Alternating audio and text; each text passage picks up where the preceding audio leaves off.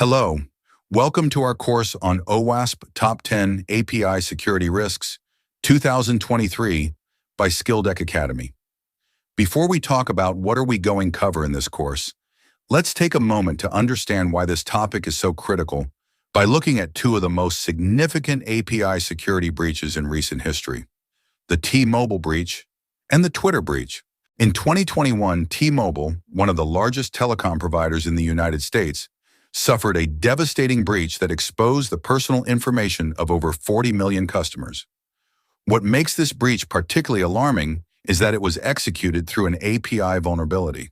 The attackers exploited a poorly secured API endpoint to gain access to T-Mobile's internal systems. Through this API, the attackers were able to retrieve vast amounts of sensitive data, including customers' names, addresses, birth dates, social security numbers, and driver's license information. The impact of this breach was severe. Customers faced an increased risk of identity theft and fraud, and T-Mobile's reputation took a significant hit. The company had to spend millions on damage control, including offering affected customers free identity protection services. This incident clearly demonstrated how a single vulnerable API can become the entry point for a catastrophic data breach. Now let's turn to another high-profile breach, the Twitter API breach in 2020. This incident involved the unauthorized access and manipulation of Twitter's API, leading to one of the most significant security incidents in the platform's history. In this case, attackers exploited weaknesses in Twitter's API to gain access to the accounts of several high-profile users, including CEOs, celebrities, and even political figures. The attackers used these compromised accounts to post fraudulent messages, asking followers to send cryptocurrency to a specified address. Within hours, the attackers had received over $100,000 in Bitcoin, all while causing widespread panic and confusion. The breach showed how attackers could leverage APIs not just to steal information, but to cause large-scale disruption and even financial fraud. So what do these breaches tell us? They underscore a critical point. APIs are a new and highly vulnerable attack surface. In today's interconnected digital landscape, APIs are everywhere. They are the glue that holds modern software together, enabling different systems to communicate, share data, and work in unison. But this connectivity comes at a cost. APIs often have access to a wealth of sensitive information and, if not properly secured, can be an easy target for attackers. The T-Mobile and Twitter breaches are stark reminders that APIs are not just a convenience. They are a potential entry point for malicious actors looking to steal data, disrupt services, or cause widespread damage. In the past, organizations focused their security efforts on traditional attack surfaces like networks, operating systems, and applications. But as we've seen, APIs have emerged as a critical new front in the battle for cybersecurity. Securing APIs is not just about preventing data breaches. It's about protecting your customers and your brand. It can lead to financial losses, legal repercussions, and long-term damage to your company's reputation. That's why understanding and addressing the vulnerabilities in your APIs is so important. Who is this course for? Whether you are a CTO or a CISO and you want to make sure all the applications are secure, from all the possible attack surfaces, APIs being a relatively new attack surface, you need to know everything about it. What are the possible risks and how to mitigate them? Or you are a cybersecurity expert and your duty is to make sure the APIs that your organization exposes are secure enough. Or you are an architect or designer tasked with designing an API for the software application you are working on, or updating an existing API and you need to add controls secure your application by ensuring its APIs are safer. Or you are an API developer and you need to incorporate security best practices and deliver secure APIs. Or you're attending a job interview where the job role involves designing and developing APIs, and security is a required skill. Or you are a penetration tester or API tester, and your API test cases need to cover all the possible security attacks. Or you are a security coach or trainer, and you want your audience to be aware or all the API security risks and implement the mitigation strategies in their work. This course is going to help you learn the OWASP Top 10 API Security Risks in a very simple and easy to understand terms. Each risk will be explained with examples that you can relate to in your daily job. In this course, we'll take you through application security fundamentals, building a strong foundation to understand why security matters at every layer. We'll cover CIA triad, authentication and authorization, role-based access control, RBAC, and attribute-based access control, ABAC. APIs in the digital age. Why APIs are critical and how they shape modern application architecture. Why API security matters. Discover the real-world implications of API breaches and why it's one of the most targeted attack vectors today. What is OWASP? An introduction to the Open Web Application Security Project and why its API Security Top 10 is the go-to resource for securing APIs. OWASP API Top 10 Risks, 2019 versus 2023, we'll compare the latest updates with the previous version, showing how the landscape of API vulnerabilities has evolved. We'll cover each of the OWASP API Top 10 risks. For each risk, I'll explain what it is, how it occurs, provide real-world examples, demonstrate why it's so dangerous, and, most importantly, show you mitigation strategies to defend against these risks. We'll discuss the best practices for secure API development, practical advice on how to build APIs securely. This course will arm you with the knowledge, tools, and techniques needed to secure your APIs, safeguard your applications, and protect your data from attackers. Enroll today and let's get started. So, what exactly are APIs? At a high level, an API, or Application Programming Interface, is a set of rules and protocols that allow different software applications to communicate with each other. Think of an API as a bridge that connects different software systems, enabling them to exchange data and functionality in a standardized way. From a technical perspective, APIs work by defining methods and data formats that one system can use to request information or perform actions on another system. For instance, if you want your weather app to show tomorrow's forecast, the app doesn't generate that data itself. Instead, it makes an API call to a weather service, retrieves the data, and displays it to you. Now, why are APIs becoming so popular? The answer lies in the explosive growth of digital transformation and the rise of cloud-native applications. According to recent studies, over 80% of web traffic today flows through APIs, and this number is only increasing as businesses look to connect services, automate processes, and scale faster than ever before. APIs are the foundation of microservices architectures, enabling developers to break down complex applications into smaller, independent components. This modularity allows organizations to innovate more quickly by updating or adding new functionality without disrupting the entire system.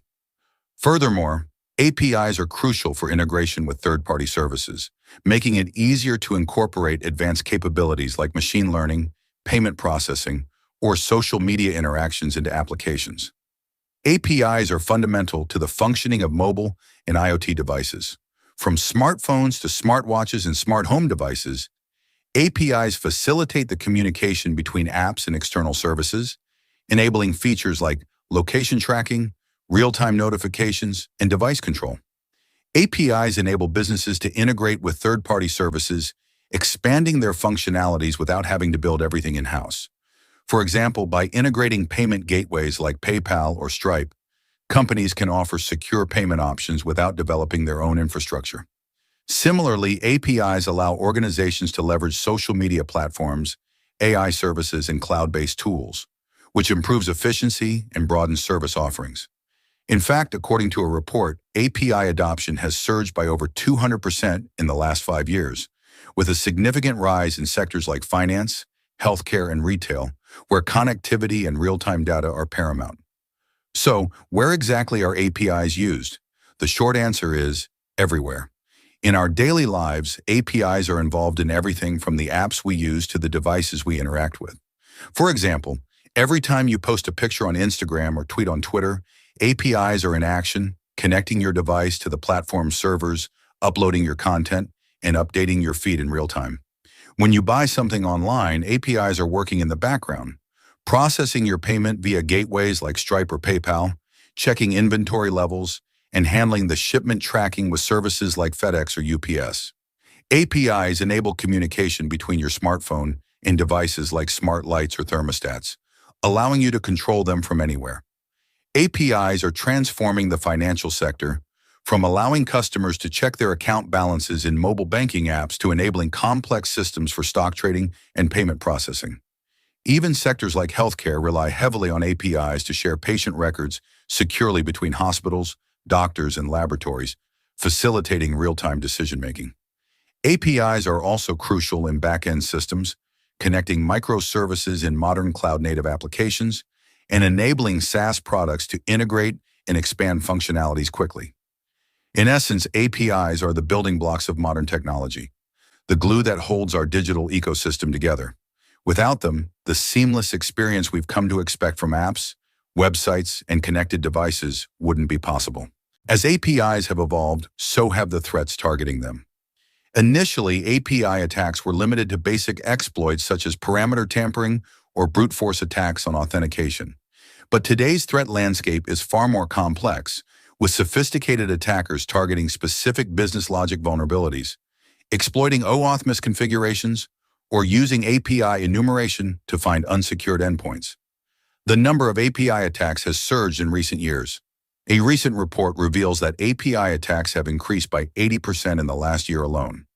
Moreover, attackers are becoming more sophisticated, using automated tools to launch massive-scale API attacks, targeting vulnerabilities in authentication, rate limiting, and data validation. We often encounter the terms web application security and API security. While they share a common goal of protecting digital assets, they are not the same. Traditionally, web application security has centered around safeguarding the interactions between users and web browsers. It encompasses measures to protect against vulnerabilities like cross-site scripting, SQL injection, and cross-site request forgery. The focus was on securing the presentation layer and user-facing components of the application. API security focuses on protecting the communication channels and data exchange between applications. APIs expose sensitive business logic and data, making them attractive targets for attackers. API-specific vulnerabilities like excessive data exposure, broken object-level authorization, and lack of resource and rate limiting can be exploited to gain unauthorized access, manipulate data, or disrupt services. APIs are now a new attack surface that hackers are increasingly targeting. Let's break down why API security matters by looking at the key differences between web application security and API security, and the impact of insecure APIs on businesses. While traditional web application security focuses on protecting the front end and user interface, API security deals with the back-end systems, where more sensitive data and functionality are exposed. Web applications typically handle direct user interactions, while APIs facilitate machine-to-machine communication, handling everything from financial transactions to personal data exchanges. APIs often have broader exposure, making them vulnerable to attacks that can exploit weaknesses in authentication, data handling, or business logic. Unlike web applications, APIs expose internal systems directly to the outside world. APIs often provide access to sensitive data such as user information, payment details, and confidential business data. The more endpoints an API has, the more potential vulnerabilities exist, increasing the attack surface significantly. APIs are often integrated with multiple services, creating a more complex architecture. This complexity increases the chances of misconfigurations, security loopholes, and unpatched vulnerabilities. APIs are mostly stateless, meaning each request must be independently authenticated and authorized, adding further complexity to securing them. One of the major factors making APIs particularly vulnerable is the automation of attacks.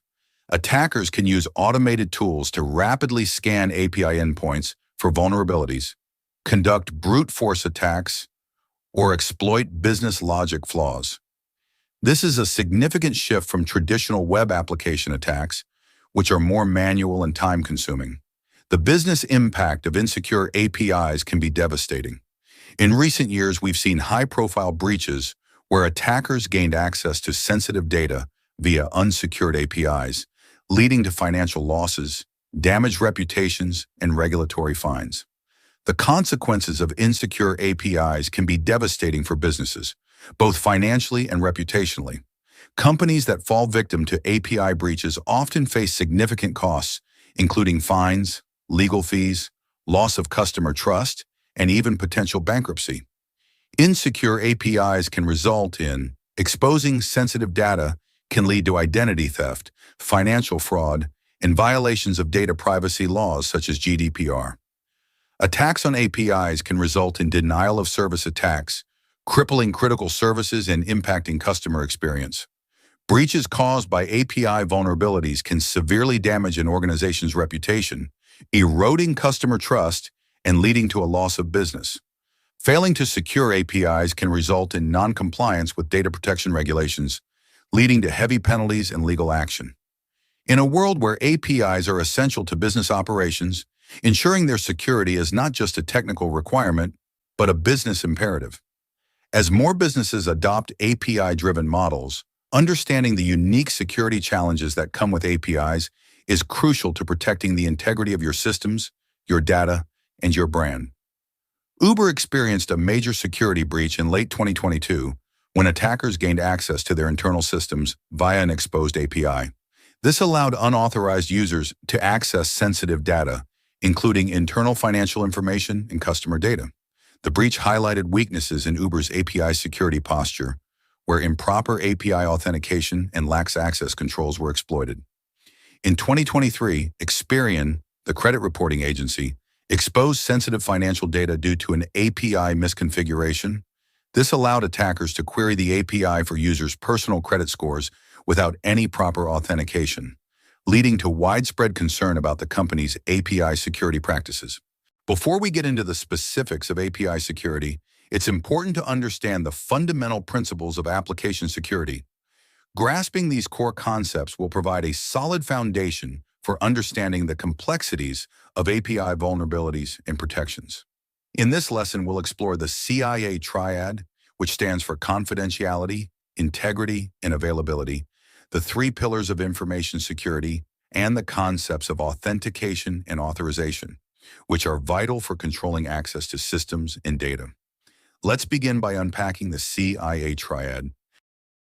The CIA triad is a model designed to guide policies and practices for information security within an organization. It serves as a comprehensive framework to ensure that all aspects of security are addressed. Confidentiality is protecting information from unauthorized access and disclosure. It ensures that the sensitive data is accessed only by authorized individuals, preventing data breaches and leaks. For example, the stored data or the data being sent over is encrypted using algorithms like AES or RSA to prevent unauthorized reading. Another way to prevent unauthorized access is to implement access controls, that is, add permissions and roles to restrict access. In some cases, that data sent over or shown on a UI page is masked for unauthorized users. The second pillar is integrity. It is about ensuring the accuracy and reliability of data by preventing unauthorized modification. The data should remain unaltered during storage or transmission unless properly authorized. It is usually achieved by hashing, checksums, and digital signatures, etc. The third pillar in the CIA triad is availability.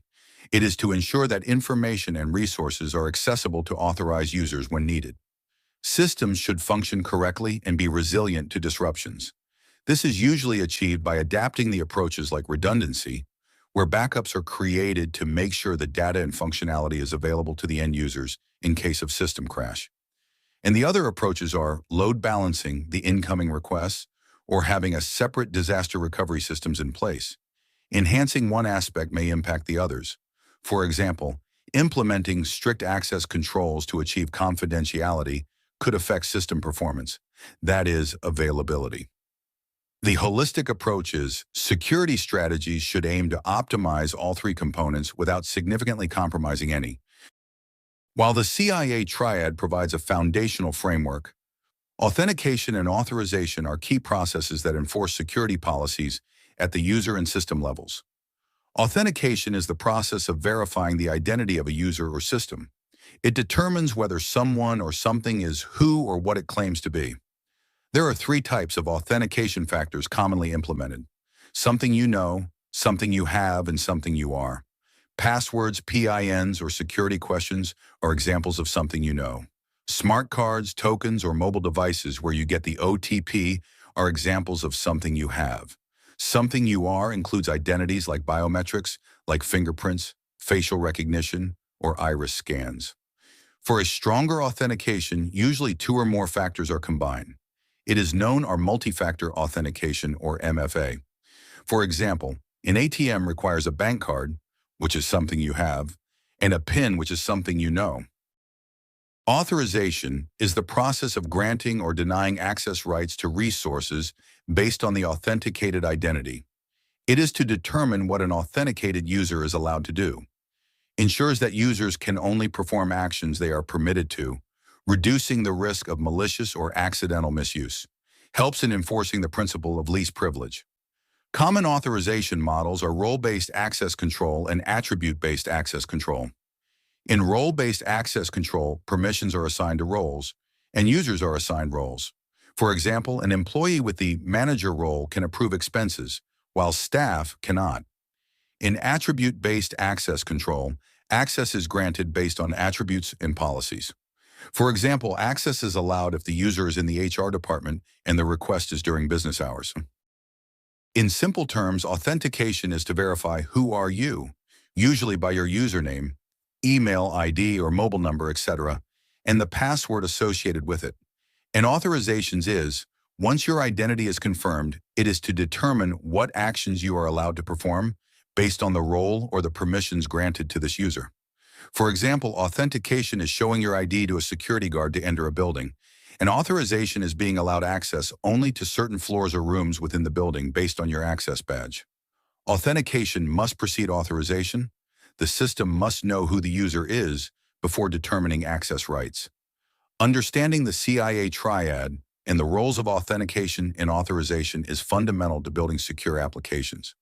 As we proceed to discuss API security, keep these foundational concepts in mind. They form the basis upon which specific API security measures are built and help in comprehending why certain vulnerabilities arise and how they can be mitigated. Another important concept to know in application security is access control models. Access control is a fundamental aspect of API security. It ensures that only authorized users can access or manipulate specific resources within an API. Two predominant models used to enforce access control are role-based access control, RBAC, and attribute-based access control, ABAC. Understanding these models is crucial for designing secure APIs that protect sensitive data and functionalities from unauthorized access.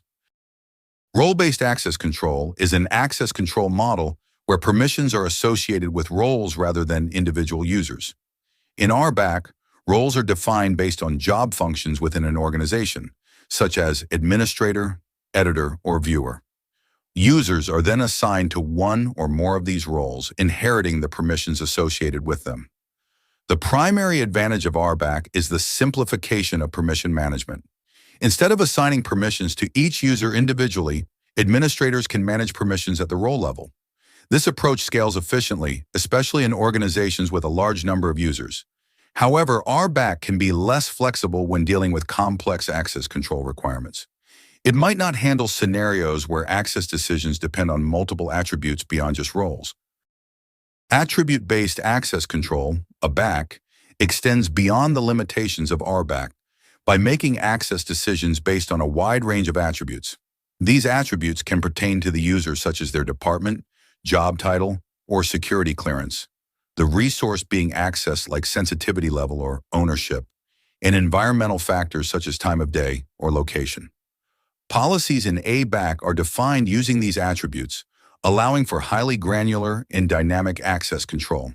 This model is particularly useful in complex scenarios where access decisions cannot be adequately expressed using roles alone. While ABAC offers greater flexibility, it can introduce complexity in implementation and management. Defining and maintaining attribute-based policies requires careful planning, and there can be performance considerations due to the need to evaluate multiple attributes and policies during access control decisions. When comparing RBAC and ABAC, each model has its strengths and is suitable for different scenarios. RBAC is known for its simplicity and ease of management, making it ideal for organizations with straightforward permission structures and clear role definitions. On the other hand, a BAC provides flexibility and fine-grained control, which is essential in environments where access decisions depend on multiple factors and can change dynamically. Choosing between RBAC and ABAC depends on the specific needs of the organization and the complexity of the access control requirements. In some cases, a hybrid approach that combines both RBAC and ABAC can be the most effective solution, leveraging the simplicity of roles while incorporating attribute-based policies for finer control. Let's explore some practical use cases of RBAC, ABAC, and a hybrid approach that combines both models. First, with RBAC use cases, imagine a content management system where different roles like editor, author, and reader are clearly defined. Each role has specific permissions, such as editing content, creating new articles, or simply viewing published content. Similarly, in an e-commerce platform, roles like customer, seller, and administrator are defined to manage user access, ensuring each user type interacts with the platform in a role-appropriate way. Moving on to ABAC use cases, ABAC provides a more dynamic and flexible model for controlling access. For example, in order management, we can use attributes like user ID, account status, whether active or inactive, and role for users, and order ID, order status, and order owner for resources. These attributes help make more granular access decisions. Another example is in healthcare systems, where access to a healthcare API can depend not only on the user's role, but also on factors like patient consent and emergency status, providing better control over sensitive data. Finally, we have a hybrid use case which demonstrates how RBAC and ABAC can work together. An enterprise system might use RBAC to handle general permissions, assigning roles for everyday operations. However, for sensitive data access, it might use ABAC, leveraging additional attributes such as user clearance level or context-specific details, allowing for more precise access decisions where required. So, how do you implement RBAC in your APIs? The first step is to define the roles that reflect the different job functions within your organization. Next, assign the necessary permissions to each role, specifying what actions they can perform within the API. Then assign users to these roles based on their responsibilities. In your API code, enforce role checks at each endpoint to ensure that only users with the appropriate roles can access specific resources or actions. For example, an administrative endpoint should check that the user has the admin role before processing the request. While implementing RBAC, make sure you follow these best practices. Apply the principle of least privilege, where users are granted only the permissions they need to perform their tasks. Regularly review and update roles and permissions to reflect any organizational changes. If your organization has roles that inherit permissions from others, consider implementing role hierarchies to simplify management. To implement ABAC in your APIs, start by identifying all relevant attributes that will influence access decisions. These can include user attributes like department or clearance level, resource attributes like classification or owner, and environmental attributes like time or location. Next, define policies that specify access rules based on combinations of these attributes. Implement mechanisms to retrieve these attributes during API requests and evaluate the policies to make access decisions. Enforce these policy decisions within your API endpoints by allowing or denying access based on the evaluation results. Best practices for ABAC include keeping your policies as clear and manageable as possible to reduce complexity. Ensure that attribute retrieval is efficient to minimize performance overhead. Regularly monitor the performance impact of policy evaluations, especially as the number of attributes and policies grows. Both RBAC and ABAC come with their own risks that need to be managed carefully. With RBAC, there's a risk of role explosion, where too many roles are created to handle specific cases, complicating management. Additionally, roles may become overprivileged if not properly maintained, potentially leading to security breaches. ABAC can introduce complexity in policies, increasing the likelihood of misconfigurations that could either deny legitimate access or, worse, grant unauthorized access. Performance overhead is another concern, as evaluating complex policies can affect API responsiveness. To mitigate these risks, conduct regular audits and reviews of roles, permissions, and policies. Utilize automation tools to help manage and enforce policies consistently. Implement robust monitoring and logging of access control decisions to detect and respond to any anomalies or unauthorized access attempts. In conclusion, effective access control is essential for API security, as it protects sensitive data and functions from unauthorized access. RBAC and ABAC offer different benefits and can be chosen based on the specific needs of your organization concerning complexity and flexibility. RBAC is ideal for situations where permissions can be broadly assigned based on user roles, simplifying management and scalability. ABAC offers fine-grained access control by evaluating multiple attributes, making it suitable for complex and dynamic access decisions. Hybrid models leverage the simplicity of RBAC while incorporating the flexibility of ABAC to meet sophisticated security requirements. Remember that implementing access control is not a one-time task. Ongoing management, including regular updates and monitoring, is crucial to maintain robust security. By staying vigilant and adapting your access control strategies as your organization evolves, you can effectively safeguard your APIs against unauthorized access and potential security threats. As we embark on our journey through the OWASP API Top 10, it's essential to understand the organization behind this critical framework, its mission and goals, and about its Top 10 project. Founded in 2001, OWASP is an open community dedicated to enabling organizations to develop, purchase, and maintain applications that can be trusted. OWASP provides free open-source tools, methodologies, standards, and best practices to help developers and organizations identify and mitigate security risks in their software. One of the most well-known initiatives by OWASP is the OWASP Top 10 project. Launched in 2003, the OWASP Top 10 is a list of the 10 most critical security risks to web applications.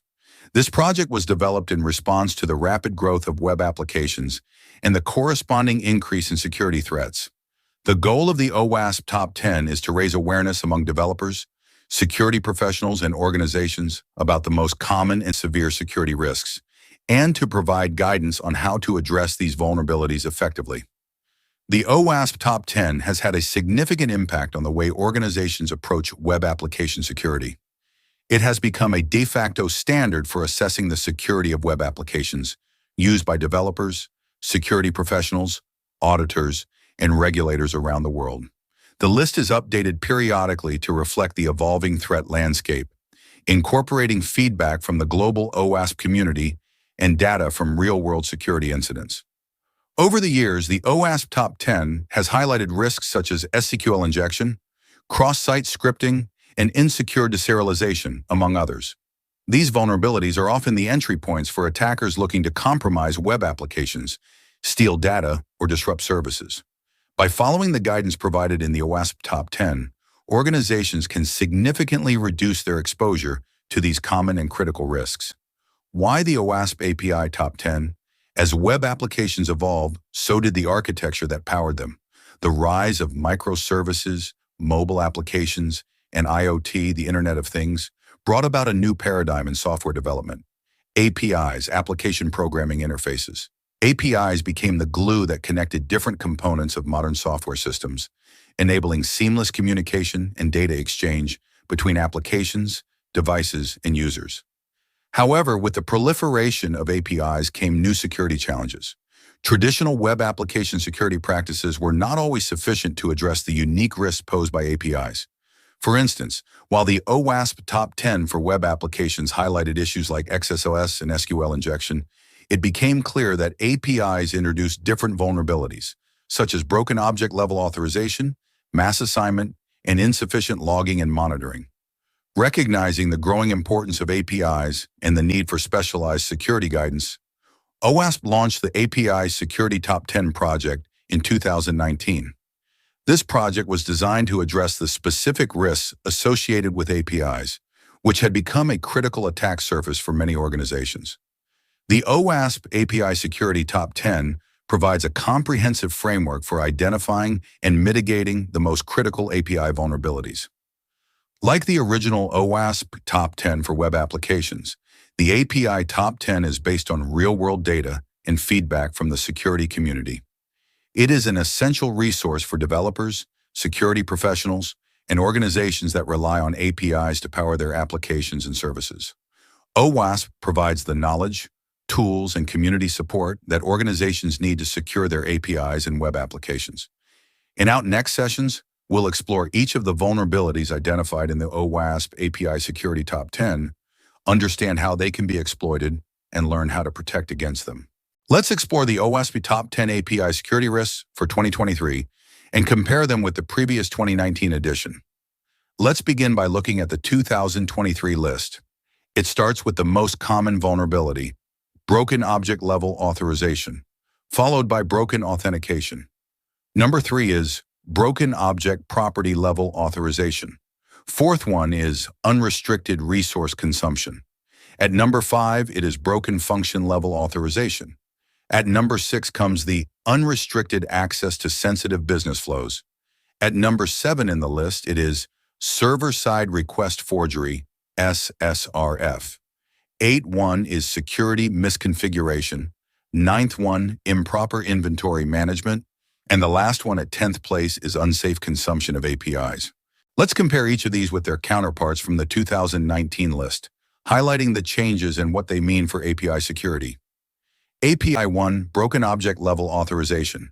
This risk remains at the top spot in both 2019 and 2023. API 2, broken authentication. There is a slight renaming from broken user authentication to broken authentication, which broadens the scope. The new risk encompasses not only user authentication, but also issues with system and device authentication mechanisms. API 3, broken object property level authorization. The 2019 risks excessive data exposure from 3rd place and mass assignment from 6th place have been combined, redefined, and elevated in importance in 2023. The new title highlights issues with authorization at the property level of objects, not just mass assignment vulnerabilities. API 4, unrestricted resource consumption. Lack of resources and rate limiting is renamed to unrestricted resource consumption in 2023. The new risk focuses more specifically on resource consumption without adequate restrictions. While rate limiting is still important, the new title underscores the broader issue of resource exhaustion attacks. API 5, broken function level authorization. This risk remains at the same rank, indicating ongoing challenges in enforcing proper authorization at the function level. API 6, unrestricted access to sensitive business flows. This risk is newly introduced in the 2023 list. API 7, server-side request forgery. This is again a new addition in 2023. API 8, security misconfiguration, moved from rank 7 in 2019 to rank 8 in 2023. API 9, improper inventory management. The risk remains same. Assets has been replaced with inventory for clearer understanding. API 10, unsafe consumption of APIs. The 2023 list introduces unsafe consumption of APIs, replacing insufficient logging and monitoring. Here is the summary of the changes. 2 risks, API 8, injection, and API 10, insufficient logging and monitoring, were removed from the 2019 list. 4 risks from 2019 were updated in 2023 list to reflect new concerns. API 2, API 3, API 4, and API 9. 3 key risks remain unchanged in both versions. API 1, API 5, and API 8, which has dropped from rank 7 to rank 8. The 2023 list introduces 3 new risks. API 6, unrestricted access to sensitive business flows. API 7, server-side request forgery. And API 10, unsafe consumption of APIs. Here we have an online bookstore intentionally designed to be vulnerable. We will use this application to demonstrate various API vulnerabilities. There are 3 types of users that can access this application: customer, seller, and admin. Customers can register themselves via the registration form on the homepage by providing basic details such as name, email, etc. Registered customers can log in using their email and password. They can view the available books, search for specific books by entering keywords that match the title, author or description, place orders, view current and past orders, and cancel orders before they are shipped. Book publishers are onboarded as sellers by the admin on this platform. Sellers manage their inventory, meaning they can view, add, update, and delete books, as well as update the stock count. The admin can manage users by activating, deactivating, or deleting them. The admin can also view the orders placed by users and cancel them if necessary. Furthermore, the admin can manage sellers by onboarding them, activating, deactivating, or deleting their accounts. The admin has visibility into the seller's inventories but cannot modify them. Now, let's take a quick tour of the application. On the home page, we have a login link and a register link for new customers to register themselves. Here is a new user, Bob, registering as a customer on the platform by entering the required details: first name, last name, address, phone number, email ID, and the password.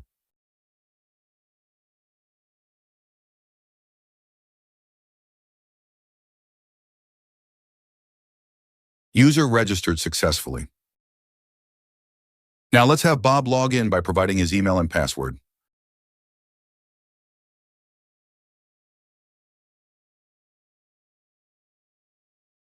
Once logged in, Bob as a customer can browse through all the books available on the platform sold by various sellers or publishers. Let's try searching for books related to cybersecurity. As you can see, Bob is able to explore a range of cybersecurity books. He can add any of these books to his cart and proceed to place an order seamlessly. Now let's explore the admin operations by logging in as the admin. From here, the admin has several management capabilities. The admin can manage users, view all registered users, and has the authority to block or unblock them as needed. The admin can also view all onboarded sellers, along with their respective book inventories. However, while the admin has visibility into these inventories, they do not have the permission to modify them. Now let's log in as a seller. Once logged in, the seller can manage their inventory of books. The seller can add new books to the inventory, update the details of existing books, and adjust the stock levels as needed. Let's go ahead and update the stock for this book to 100 and save the changes. And here is the Open API spec for this application. It includes API endpoints for users, sellers, and administrators. In our upcoming sessions, we will use this application to showcase and demonstrate how each of the OWASP top 10 risks can be exploited, providing a deeper understanding of these vulnerabilities and their impact. Welcome to the first and most critical vulnerability in the OWASP API Top 10 Security Risks, Broken Object Level Authorization. This vulnerability consistently ranks at the top of the list because it is one of the most commonly exploited and yet preventable issues in API security. At its core, broken object level authorization occurs when an API endpoint does not properly enforce access controls for individual objects.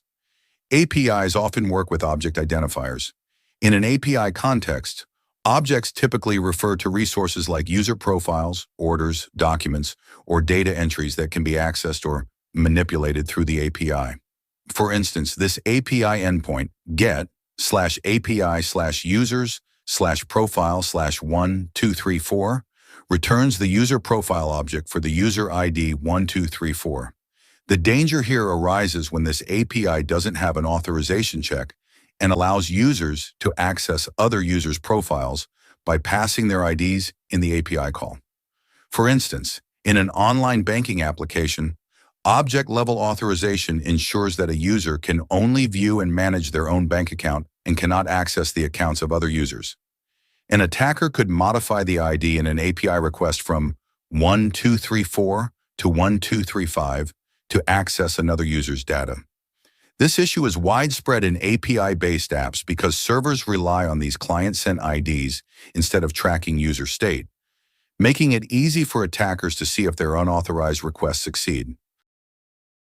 How does this vulnerability occur? There are multiple causes for this vulnerability to occur in your system. A direct object reference occurs when an application provides direct access to objects based on user-supplied input, such as IDs or URLs in API calls. That is, an ID passed in the API call is directly mapped to an object in the system, such as a user profile record in the database or a file in storage. Broken object level authorization often results from insecure direct object references, ADOR. IDOR is one of the most common vulnerabilities where an attacker can access objects by manipulating object references, for example, changing an ID in the URL. Another reason could be, even though the object is not directly referred to and the system processes the data before returning it, usually as a DTO, data transfer object, there could be a lack of access control checks. The APIs do not properly enforce authorization checks for each request, leading to unauthorized access. One more cause of this vulnerability is predictable resource locations. Attackers can guess object references based on predictable patterns, leading to unauthorized access to sensitive resources.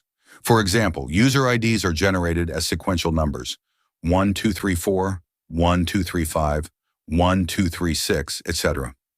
An attacker can guess the next user ID.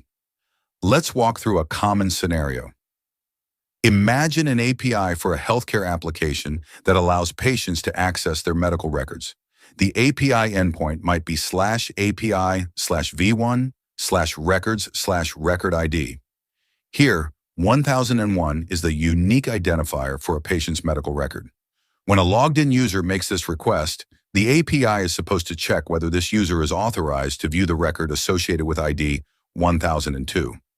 However, if the API does not properly enforce authorization checks, an attacker could simply change the record ID in the URL to access someone else's medical records.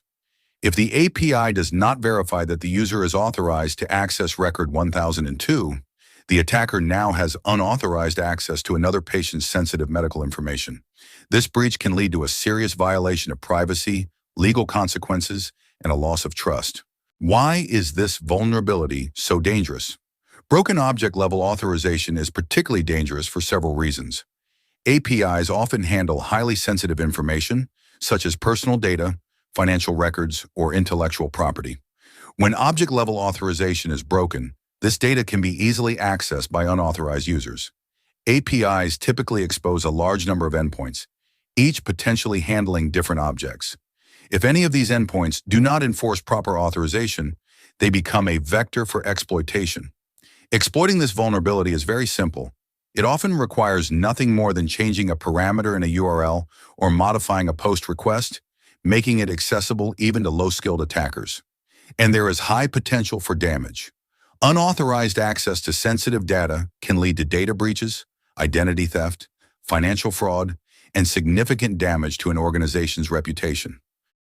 Broken object level authorization is not just a theoretical vulnerability, it has real-world consequences.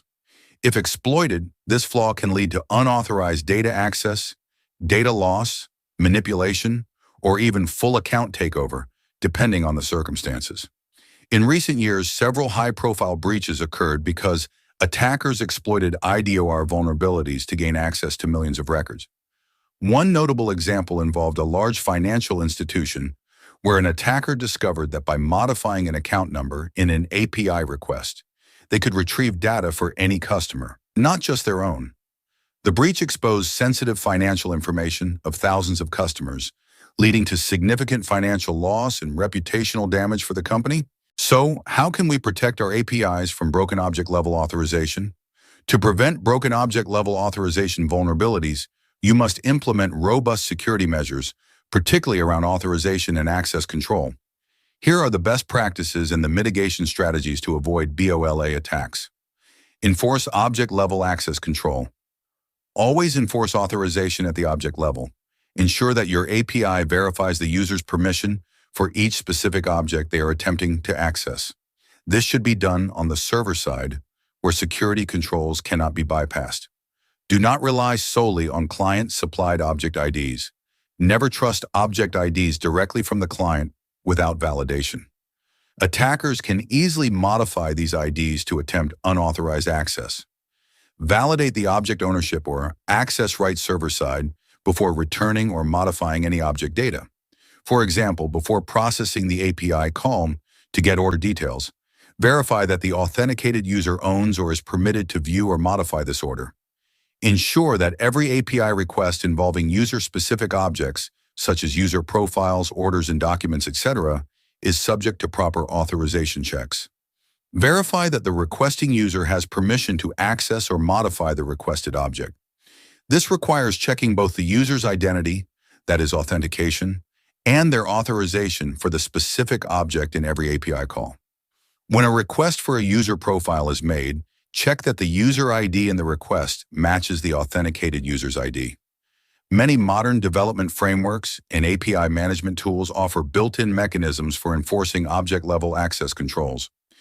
Utilize these tools to streamline and standardize how authorization checks are performed across your APIs.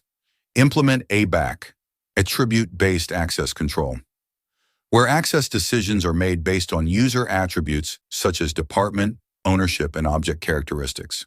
We have talked about ABAC and RBAC in detail in our earlier session. Use indirect references for object IDs. Avoid using sequential or predictable object IDs. Use random and unpredictable identifiers for objects to make guessing difficult.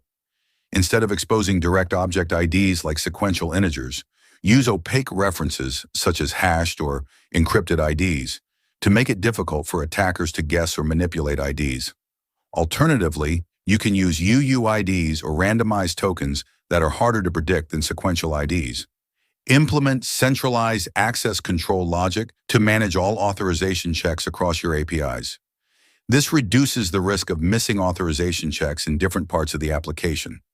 This central service or component should enforce consistent access control policies across all API endpoints. To demonstrate a BOLA, broken object-level authorization vulnerability, let's consider two sellers in our bookstore application, Rabbit Publishers and Fox Publishers. First, we'll have Rabbit Publishers log in to view their inventory. Here is the inventory page for Rabbit Publishers. Let's search for the book on data science, which is currently a bestseller. Notice that there are 20 copies in stock. Rabbit logs out. Next, we have Fox Publishers, who is the bad guy here. Fox Publishers has received new stock of the data science book. Fox logs into its account. It proceeds to update the stock count for its own inventory. However, Fox intends to play foul. They want only their version of the data science book to be available for customers, effectively blocking other sellers from offering the same title. However, Fox cannot directly view or modify the inventory of other sellers, as there is no option for this on the user interface. While updating their inventory, Fox inspects the back-end API calls made from this page to update book details.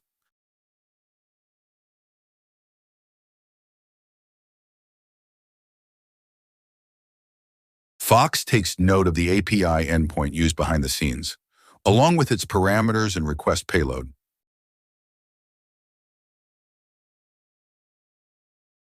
It identifies that it needs the seller ID and book ID to perform a stock count update.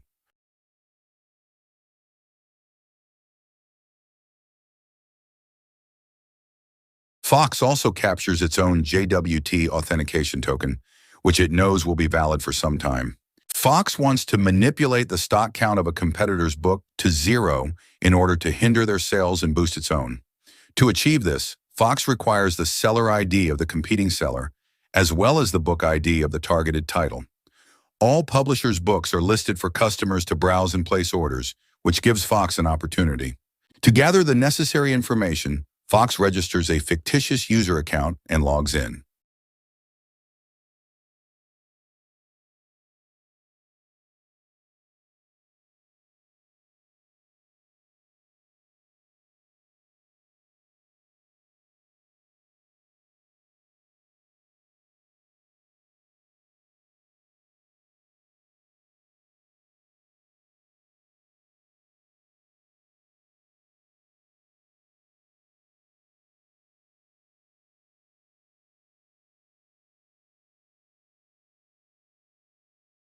It then searches for the book titled Data Science to determine if any other sellers are also offering books on this subject. It discovers that Rabbit Publishers is also selling a book on data science. By inspecting the API calls, Fox discovers that the API response contains both IDs, as the entire object, including IDs, is sent in the response. This data is required for subsequent actions, such as adding the book to the cart or placing an order. Fox captures the necessary book details and IDs. Here is the data captured by Fox by inspecting the two API calls. To update the book details, there is a put endpoint that requires the book ID as a path parameter. Additionally, the request payload contains the book details, including the seller ID, which in this case is 12 for Rabbit Publishers.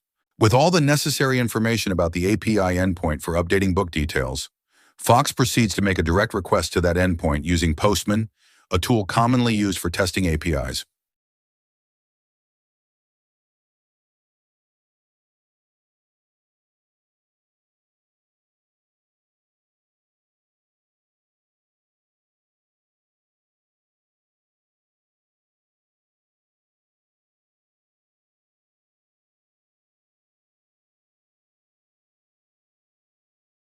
Fox uses its own JWT authentication token, but provides the details of Rabbit Publishers' data science book, with updated stock count as 0, even though this book do not belong to Fox. The result? The book stock count for Rabbit Publishers' data science book is updated to 0, preventing general customers from placing orders for it. This directly impacts Rabbit Publishers' sales. Now let's log back in as the customer to verify the impact. The customer is unable to find the data science book listed by Rabbit Publishers. To confirm, let's log in as Rabbit Publishers.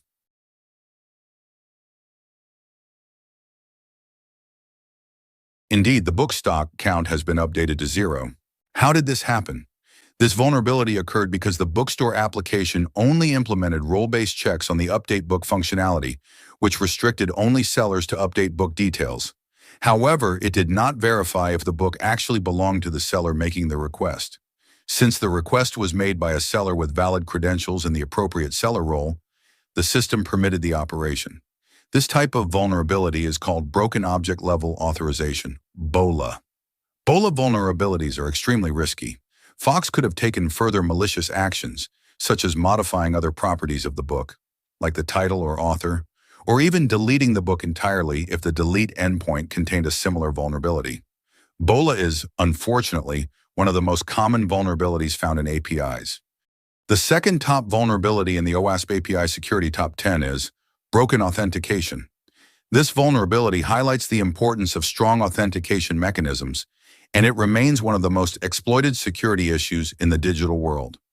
Authentication is the process of verifying that a user or system interacting with your API is who they claim to be. It's the first line of defense against unauthorized access, acting as a gatekeeper that ensures only legitimate users can interact with sensitive resources. Broken authentication occurs when this process fails, allowing attackers to gain access to systems and data they should not be able to. Authentication mechanisms are easy targets for attackers since they are publicly exposed. While some attacks may require technical skills, tools to exploit authentication vulnerabilities are widely available. Flaws in the implementation of authentication mechanisms can allow attackers to bypass authentication, steal user credentials, or impersonate other users. Authentication issues are common due to misunderstandings of security boundaries and the complexity of implementation. When authentication is broken, it opens the door for attackers to impersonate users, escalate privileges, and carry out attacks that can lead to data breaches, financial fraud, or complete system compromise. How does this vulnerability occur? Broken authentication typically arises due to several common weaknesses in how authentication mechanisms are implemented. A very basic cause is weak password policies. Allowing users to create simple or easily guessable passwords can lead to brute force attacks, where an attacker systematically tries different combinations until they gain access. For example, a user is allowed to set their password as 123456.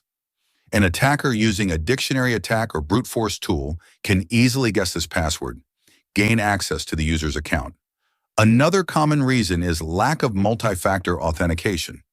We have discussed about MFA, various factors of authentication in our earlier sessions. Relying solely on passwords for authentication increases the risk of account compromise. Without MFA, if an attacker obtains a user's password, they can log in without any additional verification, such as one-time code sent to the user's phone. Improper session management is another cause for this vulnerability. Session tokens, which keep users logged in, must be handled securely. If session tokens are not rotated, expired, or properly validated, attackers can hijack sessions and impersonate legitimate users. A user logs in and receives a session token. If the API does not invalidate old tokens when a user logs out, or if it does not set proper expiration times, an attacker could reuse the token to access the user's account long after the session was supposed to end. Insecure storage of credentials. Storing passwords or tokens in plain text or using weak encryption methods can lead to credential exposure. If an attacker gains access to the storage where credentials are kept, they can easily retrieve and use them. For example, an API stores user passwords in a database using weak hashing algorithms or, worse, in plain text. If the database is compromised, attackers can retrieve the passwords and use them to access user accounts across multiple systems. Why is this vulnerability so dangerous? Broken authentication is particularly dangerous for several reasons. Exploiting broken authentication often requires minimal technical skill. Attackers can use readily available tools to perform brute force attacks, credential stuffing, or session hijacking.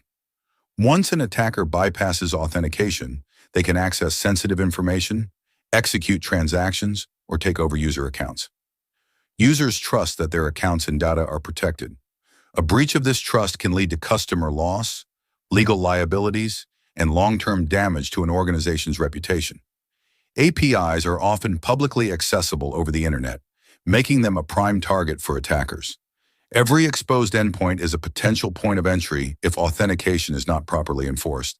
Broken authentication is a critical vulnerability that can lead to devastating consequences if not properly addressed. Broken authentication is more than just a technical flaw. It can have severe consequences for users and organizations alike.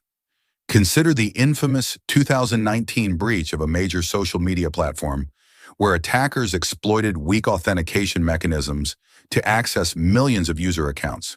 This breach exposed personal data, led to identity theft, and caused significant reputational damage to the platform. In another such incident, a global financial services company suffered a breach because of weak session management. Attackers exploited session tokens that were not properly invalidated, allowing them to hijack user sessions and execute unauthorized transactions, resulting in millions of dollars in losses. How can we protect our APIs from broken authentication? To prevent broken authentication vulnerabilities, you must implement strong and robust authentication mechanisms. Here are the best practices and the mitigation strategies to avoid authentication attacks. Enforce strong password policies. Enforce users to create complex and long passwords that include a mix of letters, numbers, and special characters. Implement password strength meters to guide users in creating secure passwords. Implement multi-factor authentication. Require MFA for all users, particularly for sensitive operations, such as accessing personal information or performing transactions. MFA adds an extra layer of security by requiring users to provide additional verification, such as a one-time code sent to their phone. Use strong authentication mechanisms, such as OAuth and OIDC, OpenID Connect for delegated authorization. Secure session management. Ensure that session tokens are securely generated, stored, and validated. Implement token expiration, rotation, and invalidation policies to prevent session hijacking. Secure storage of credentials. Use strong encryption algorithms to store passwords and other sensitive credentials. Avoid storing passwords in plain text and regularly audit your storage methods to ensure they meet current security standards. Implement account lockout mechanisms. Detect and block brute force attacks by locking accounts after a certain number of failed login attempts. Use CAPTCHA systems to differentiate between human users and automated bots. User education. Educate users about the importance of strong passwords, recognizing phishing attempts, and the benefits of MFA. User awareness is a crucial component of any security strategy. Now let's test the strength of the authentication mechanism in our bookstore application by attempting a brute force attack. If you recall, we previously explored how Fox publishers exploited a broken object-level authorization vulnerability to manipulate Rabbit Publishers' inventory. This time, Fox is taking a different approach, trying to hack into Rabbit Publishers' account. Fox inspects the login process and discovers the API endpoint and requests payload required for the login attempt. Essentially, it only needs the email address and a password. While registering a fictitious user, Fox quickly discovered a significant security flaw in the bookstore application. It doesn't enforce a strong password policy. Fox has somehow discovered Rabbit's login email, which is bunny@rabbitpublishers.com. With this information in hand, Fox sets out to brute force Rabbit's password, hoping it's weak and easy to guess. Fox creates a simple script and uses a dictionary of common, weak passwords. A hacker doesn't even need advanced technical skills for this type of attack. Tools like generative AI can easily generate a basic Python script for brute force attacks. Since Rabbit's account is the target, Fox guesses that they may have chosen something simple and easily memorable.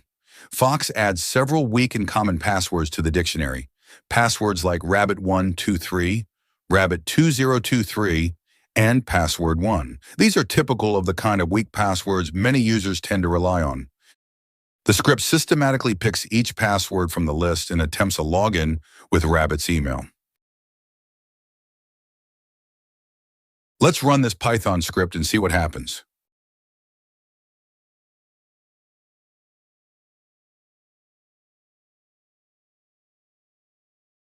As we can see, Fox has successfully cracked the password, Rabbit123. Since the password is weak and easy to guess, it was included in the dictionary, allowing Fox to hack Rabbit's account in just a few attempts. This demonstrates how important it is to enforce strong password policies and use multi-factor authentication to protect user accounts from such attacks. Broken object property level authorization, the third vulnerability in the OWASP API Security Top 10, highlights a more granular aspect of API security, ensuring that even when users are authorized to access an object, they are only able to interact with properties of that object for which they have explicit permission. This vulnerability occurs when an API fails to enforce access control at the property level within an object. While users might be authorized to access a specific object such as their own profile or their account, they may not have permission to access or modify certain properties of that object. For example, an API might expose user profile objects with properties like username, email, role, and account balance. A regular user should be able to view and update their own username and email, but they should not be able to modify their role or account balance. If the API does not enforce these restrictions at the property level, an attacker could exploit this oversight to manipulate sensitive properties they should not have access to. A user requests their profile information via a GET request to the Profile API endpoint. The API response contains sensitive properties such as role, access grants, account balance, and more. Subsequently, the user makes an update request by calling the endpoint using the put method, sending the entire user profile object as the request payload. While the UI restricts modifications by allowing the user to update only fields like email or phone number, rendering other properties as not modifiable on the page, an issue arises when the user interacts directly with the API. By making the API call manually using their logged-in credentials, the user can modify additional properties in the request object, such as the role, access grants, or account balance. This could allow the user to escalate their privileges by changing their role to admin, which poses a significant security risk. This risk in the 2023 list is a combination of two risks from the 2019 list, excessive data exposure and mass assignment, which were ranked 3rd and 6th respectively. How does this vulnerability occur? Broken object property level authorization typically arises due to insufficient or improper implementation of access controls at the object property level. Here are a few scenarios where this vulnerability can manifest. The main cause of this vulnerability is inadequate property-based access control. The API allows users to modify properties they should not have access to. If the API does not restrict updates to the role property, a regular user could set their role to admin, gaining unauthorized access to administrative features. Exposing sensitive properties and responses. The API includes sensitive properties and responses that the user should not see. Even though the user is authorized to access the object, they should not be allowed to see certain properties such as account balance or credit card number. Mass assignment vulnerabilities. This occurs when the API automatically binds client input to object properties without validating whether the user is authorized to modify those properties. This can lead to unauthorized modifications of sensitive properties. If a mass assignment vulnerability exists, a user could modify multiple properties of their account, including sensitive ones, by sending a single request without any authorization checks on each property. Why is this vulnerability so dangerous? Broken object property level. Authorization is particularly dangerous because even if object-level access control is implemented, failures at the property level can lead to unauthorized data exposure or modification. It's easy to overlook these granular controls, especially in complex APIs. Unauthorized access to sensitive properties like roles, balances, or personal information can lead to privilege escalation, financial fraud, or data breaches. It is difficult to detect. Property-level authorization issues can be subtle and are often missed during routine security assessments, especially if automated tools are not configured to test at this level of granularity. Potential for mass exploitation. If an attacker discovers that property-level authorization is not enforced, they can potentially exploit this across all users or objects within the system, leading to widespread compromise.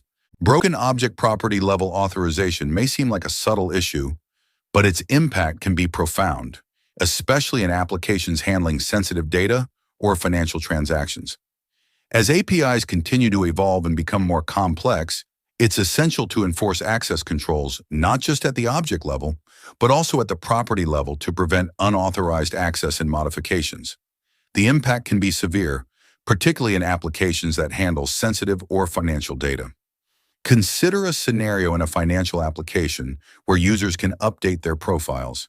If the API does not enforce property-level authorization, a user could increase their account balance property or change their loan status to approved, leading to financial loss for the institution.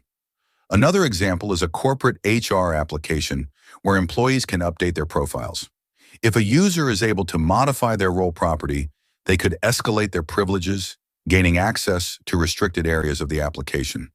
This could allow them to view or even modify the salaries of other employees, potentially resulting in data breaches, unauthorized transactions, or intentional sabotage.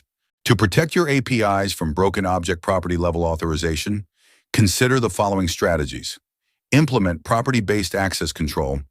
Ensure that your API enforces access control at the property level. Only allow modifications to properties that the user is explicitly authorized to change. For example, a regular user should not be able to change their role or account balance. Use role-based access control. Define roles within your application and enforce property-level restrictions based on these roles. For instance, only administrators should be able to modify certain properties, such as role or permissions. Validate all input data. Implement strict validation for all input data, ensuring that users can only modify properties that they are allowed to. Use data transfer objects or input filtering to control which properties can be modified by which users. Secure API responses. Ensure that sensitive properties are not included in API responses unless explicitly necessary. Implement output filtering to remove properties that should not be exposed to the user. Regular security audits and testing. Conduct regular security audits and penetration testing focused on property-level access control. Use tools that can identify mass assignment vulnerabilities and other issues related to property-level authorization. Apply the principle of least privilege. Always follow the principle of least privilege when designing your API. Ensure that users have only the minimum access necessary to perform their functions, both at the object and property levels. After exploiting two critical vulnerabilities in the Bookstore API and successfully hacking Rabbit Publisher's account, Fox set its sights on another vulnerability: broken object property level authorization.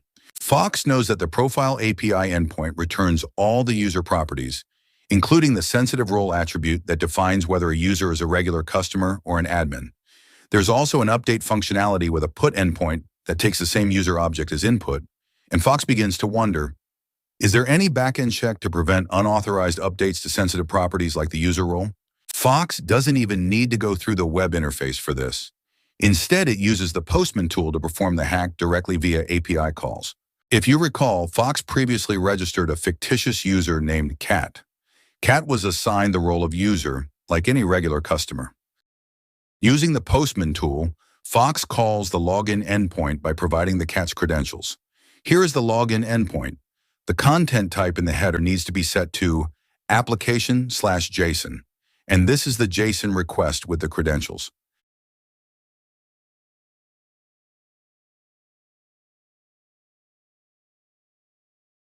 Login is successful. Fox captures the JWT token to use in the subsequent calls.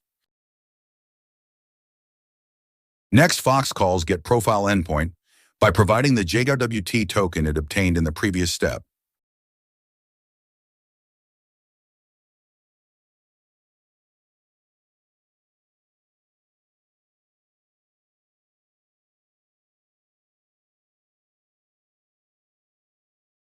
When the request is sent, the API responds with the entire user profile object. As expected, the response includes all of Cat's properties, including the role assigned as role user. Next, Fox attempts to exploit the vulnerability by using the put method to update the user profile. It copies the object it received from the GET request, but changes the role from user to admin.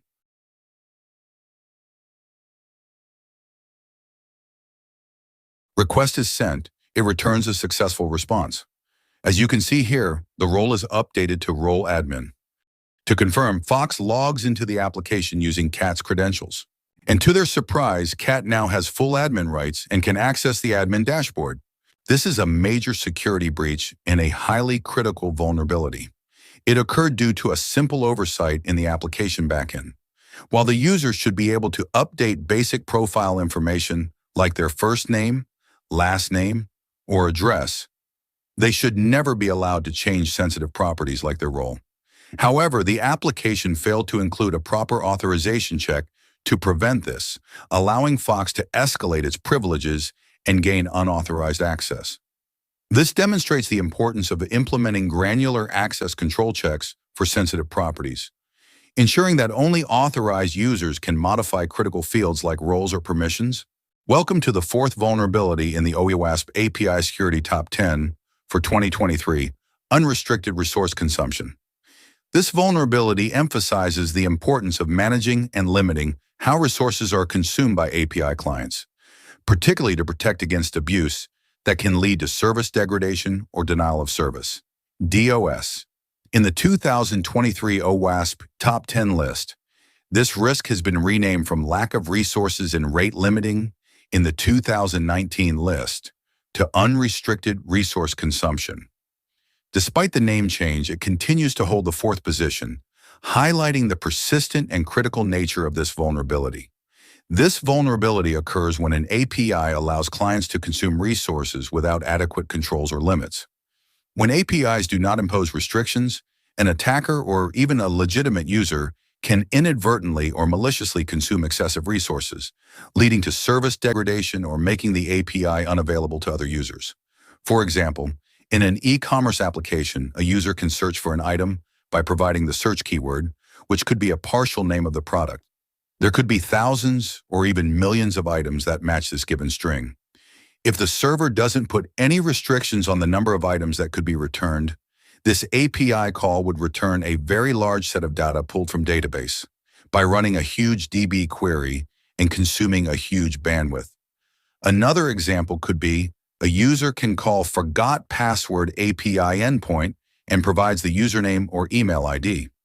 The system sends an email with reset password link. If there is no restriction on the number of such calls from the same IP address or for the same username, an attacker can automate this call via a script to invoke this API thousands of times, and the system ends up sending thousands of emails, which consumes the system's resources as well as incurs a huge cost. This vulnerability is especially critical for public-facing APIs. Without proper controls, these APIs can be easily exploited to launch denial-of-service attacks, overwhelming the system and causing legitimate users to experience slow performance or total service outages. How does this vulnerability occur? Unrestricted resource consumption can manifest in various ways, depending on how the API is designed and how resources are managed. Here are some common scenarios. Lack of rate limiting. APIs that do not enforce rate limits allow clients to send an unlimited number of requests in a short period. This can lead to resource exhaustion, where the server cannot handle the incoming traffic. For example, an API endpoint that retrieves product information by calling a get endpoint/API/products. If this endpoint is accessed repeatedly by a client without any rate limiting in place, the server could be overwhelmed by the volume of requests, leading to performance degradation or even a complete service outage. Unbounded operations. Some APIs allow operations that consume a large amount of resources, such as complex database queries, without imposing limits on the size or complexity of the operation. File uploads without limits. Allowing clients to upload large files without imposing size limits can lead to disk space exhaustion and denial of service. If the API does not impose a maximum file size limit, a client could upload extremely large files, quickly consuming all available disk space on the server. Inefficient resource management. APIs that do not efficiently manage resources like database connections or memory can be vulnerable to resource consumption attacks.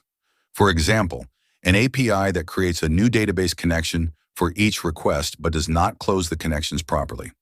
Over time, this can lead to resource leakage, where the server runs out of available database connections, causing the API to become unresponsive. Why is this vulnerability so dangerous? Unrestricted resource consumption is particularly dangerous for several reasons. High impact on availability. When resources are consumed without restriction, the availability of the API can be compromised. This can result in service outages, affecting all users and potentially causing significant business disruption. Easy to exploit. This vulnerability can be exploited with minimal technical knowledge. Attackers can use simple scripts or automated tools to send large volumes of requests or perform resource-intensive operations. Difficult to detect and mitigate. Unlike some vulnerabilities that have clear signs of exploitation, unrestricted resource consumption can be difficult to detect until the system is already under stress. By the time resource limits are breached, it may be too late to prevent service degradation. Potential for amplification. In some cases, the impact of unrestricted resource consumption can be amplified, particularly if the API interacts with other systems or services. For example, an API that triggers resource-intensive operations on a back-end database or third-party service can propagate the impact, causing widespread disruption. Unrestricted resource consumption can have serious consequences, particularly for APIs that are critical to business operations or serve a large number of users. This vulnerability that can have far-reaching consequences for your API and the services it supports. By understanding how this vulnerability occurs and implementing the strategies we've discussed, you can protect your API from resource exhaustion, ensuring that it remains available and responsive even under heavy load. Consider a scenario where a popular social media platform's API is targeted by an attacker who sends thousands of requests per second to a single endpoint. Without rate limiting, the platform's servers become overwhelmed, causing the entire service to slow down or become unavailable to millions of users. To protect your APIs from unrestricted resource consumption, consider the following strategies. Implement rate limiting. Enforce rate limits on all API endpoints to control the number of requests a client can make within a specified time period. This helps prevent excessive resource consumption from a single client or attacker. For example, limit clients to 100 requests per minute per endpoint. If a client exceeds this limit, the API should return an HTTP 429 too many requests response. Impose limits on operations. Set limits on the size, complexity, and duration of operations performed by the API. For example, limit the number of records returned by a search query or the maximum size of a file upload. For example, restrict search results to a maximum of 100 records or limit file uploads to a maximum size of 10 megabytes. Efficient resource management. Optimize the management of resources such as database connections, memory, and CPU. Implement connection pooling and ensure that resources are properly released after use. Use connection pooling to limit the number of simultaneous database connections and ensure that connections are closed and returned to the pool when no longer needed. Implement timeouts and quotas. Set timeouts for long-running operations to prevent resource exhaustion. Additionally, implement quotas to limit the total amount of resources a client can consume over time. For example, set a timeout of 30 seconds for database queries or limit clients to a total of 1 gigabyte of data transfer per day. Monitor resource usage. Continuously monitor resource usage in API performance. Use monitoring tools to detect unusual patterns of resource consumption and respond to potential threats before they impact availability. Set up alerts for spikes in CPU usage, memory consumption, or the number of active database connections. Investigate any anomalies to determine if they are the result of an attack or misconfiguration. Use caching wherever possible to reduce the load on the API server. Multiple API calls requesting the same data can be served from the cache to avoid load on the server or the database. Use content delivery network, especially when delivering large files, such as images of videos and for streaming. To demonstrate the unrestricted resource consumption vulnerability in the bookstore application, let's explore two different API endpoints: the book search endpoint and the forgot password endpoint. Each presents a unique opportunity for attackers to overload system resources and potentially crash the server. First, let's start with the book search API. The API takes a search keyword as a request parameter and returns a list of books matching that keyword based on the title, description, or author. Let's test this with a Python script to make a call to the search API with a very generic keyword such as "a." This endpoint is protected behind the authentication layer, meaning only authorized and logged-in users can access it. Let's copy its JWT token here. The response contains a list of books from the database that match this keyword. Over 100 books are returned. Now imagine what happens if we loop this API call and invoke it 1,000 times. With each request, the server is forced to process a large query, especially if there are more complex filters like price range or ratings involved. This dramatically increases the load on the server and the database. Such heavy, repeated queries can cause performance issues, potentially even leading to a denial of service if the system can't handle the overwhelming demand. Why did this happen? Because the API lacks rate limiting, there's no restriction on how many requests a user or IP address can send within a given time period.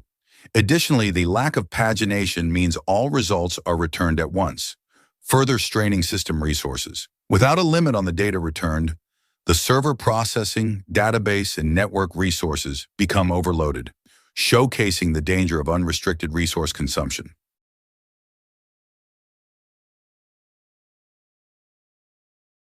Now let's consider the second scenario with the forgot password endpoint.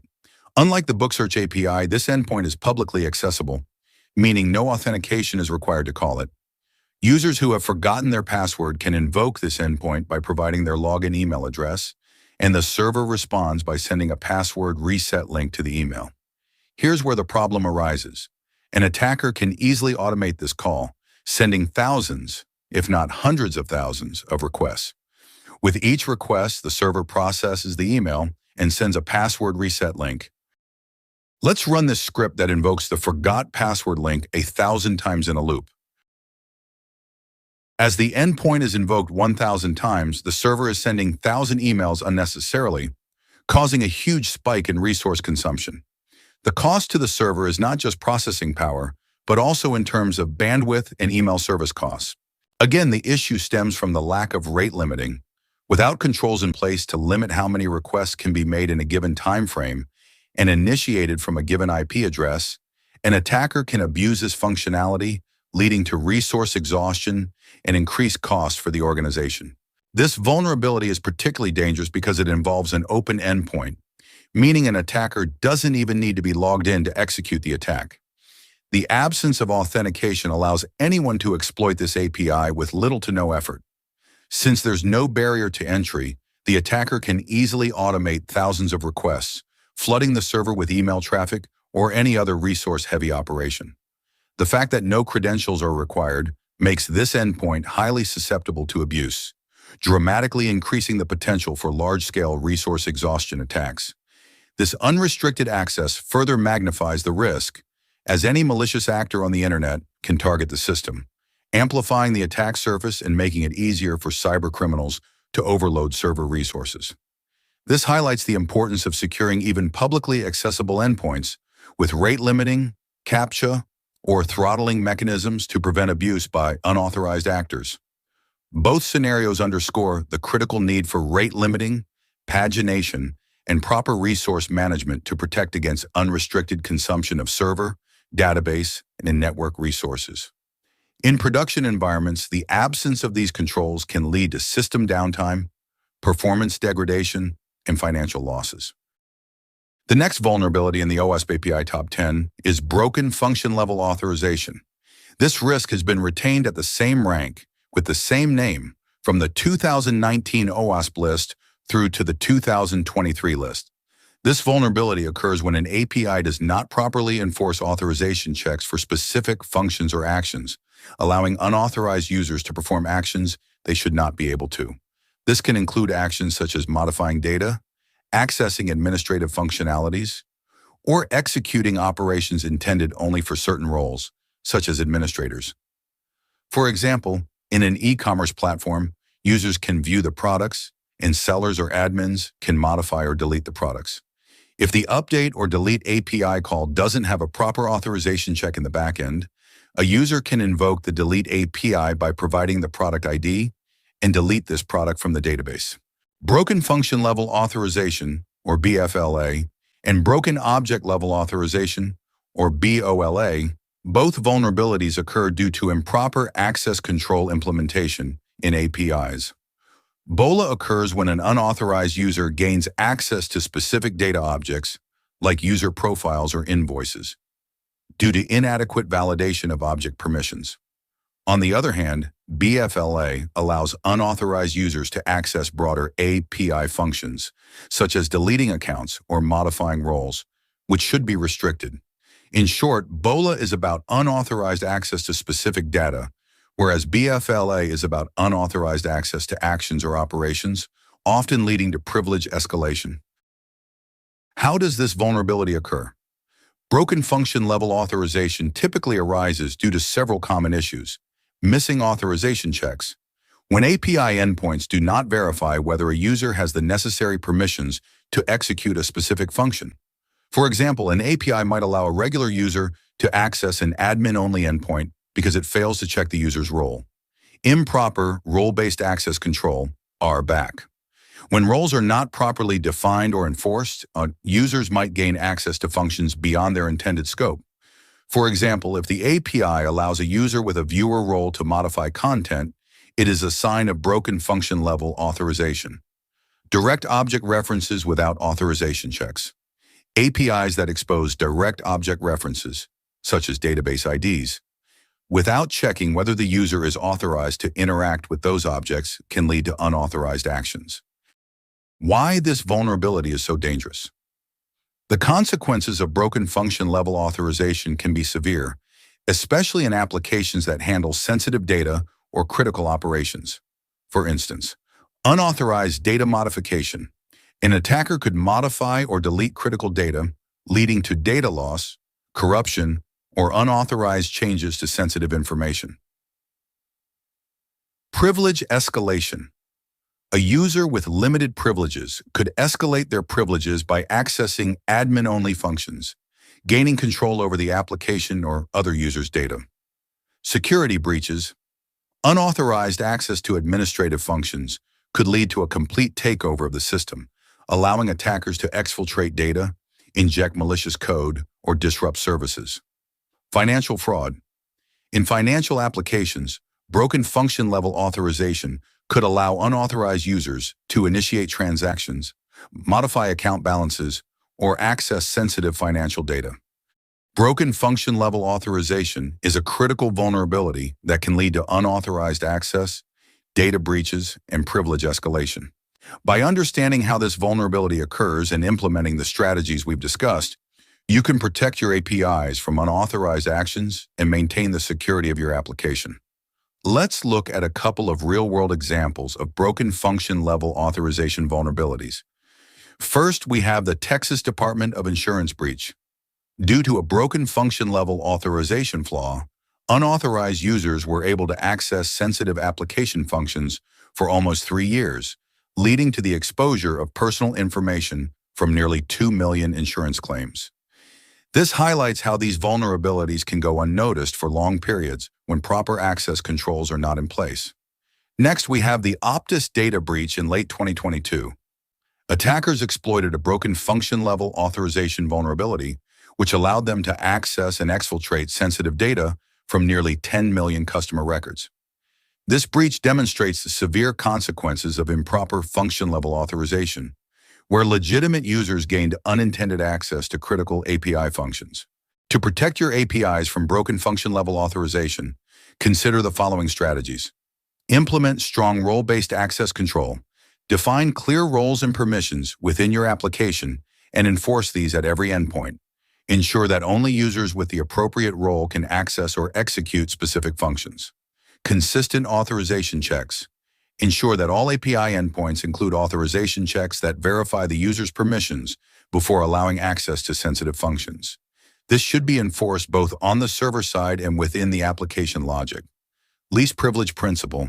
Apply the principle of least privilege by ensuring that users only have access to the functions necessary for their role. Avoid granting broad or unnecessary permissions that could be exploited. Centralized authorization mechanism. Use a centralized authorization service or middleware that handles all authorization logic. This helps ensure consistency and reduces the risk of missing authorization checks in individual endpoints. This demo demonstrates how an attacker, exploiting broken function-level authorization (BFLA), can gain access to administrative functions through unauthorized API calls, thereby compromising the security of the bookstore application. In our bookstore application, certain operations, like viewing all registered users or deleting user accounts, are restricted to admin users. However, due to insufficient authorization checks, an attacker masquerading as a regular user can directly call admin-level API endpoints and perform unauthorized actions. Let's walk through how Fox Publishers exploits this vulnerability step by step. Fox suspects that some admin-level API endpoints might be accessible without proper authorization checks. These endpoints are typically exposed through back-end calls, which are not visible in the user interface for regular users. Since the bookstore APIs are exposed for integration with sellers' applications, the open API specification, known as Swagger documentation, has been shared with sellers. Fox browses through this documentation to identify admin API endpoints. Fox discovers the View All Users endpoint, get/API/admin/users. Even if the Swagger documentation wasn't available, Fox could have guessed the endpoint, as it follows typical naming conventions. Using the Postman tool, Fox logs into the application using the fictitious user account, CAT, and captures the JWT authentication token generated. This token will later be used to make unauthorized API calls.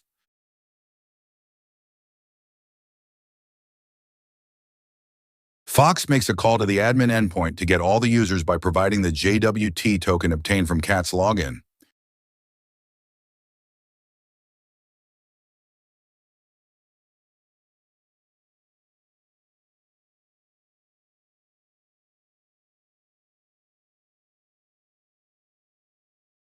Surprisingly, the response contains the entire list of registered users, including their names, email addresses, and other sensitive information.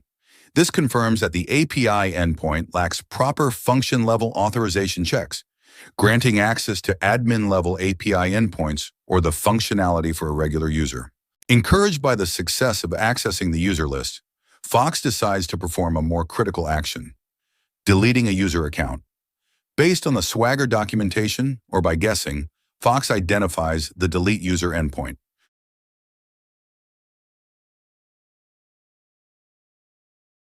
Fox selects a user ID from the previous API response and constructs the request in Postman and sends the request using the same JWT token.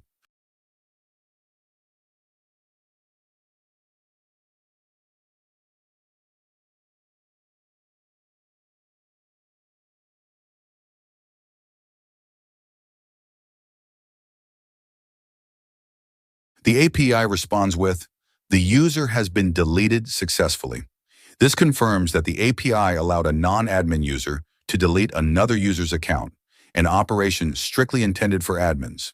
How did this occur? This vulnerability occurs because the API backend fails to enforce proper role-based access control, RBAC. While the frontend hides admin functions from regular users, the backend API does not validate the user's role before processing the request.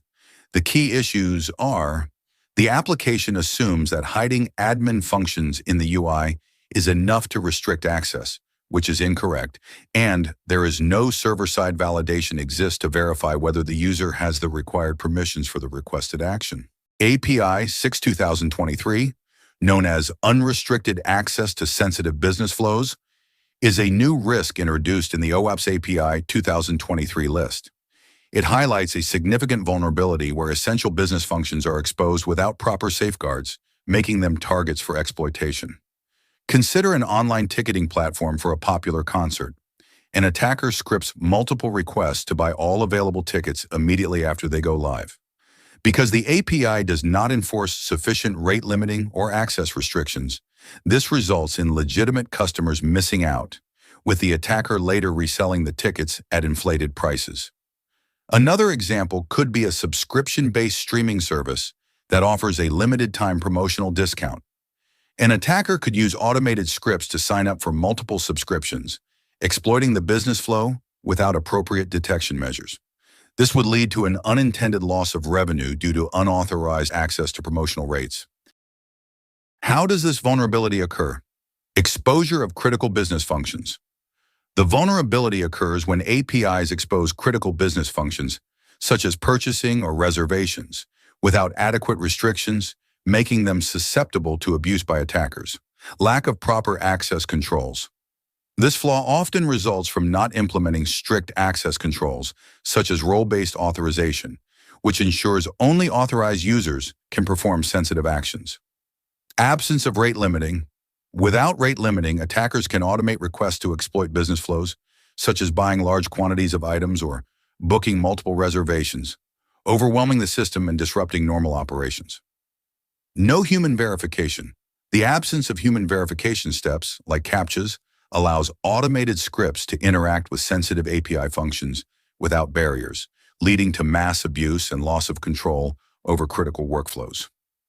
Automation of sensitive flows. Attackers exploit these vulnerabilities by automating interactions with exposed APIs, taking advantage of promotional programs, exclusive deals, or other business-sensitive operations, ultimately leading to financial loss or service disruption. Why is this vulnerability so dangerous? Unrestricted access to sensitive business flows is particularly dangerous for several reasons. Abuse of critical operations.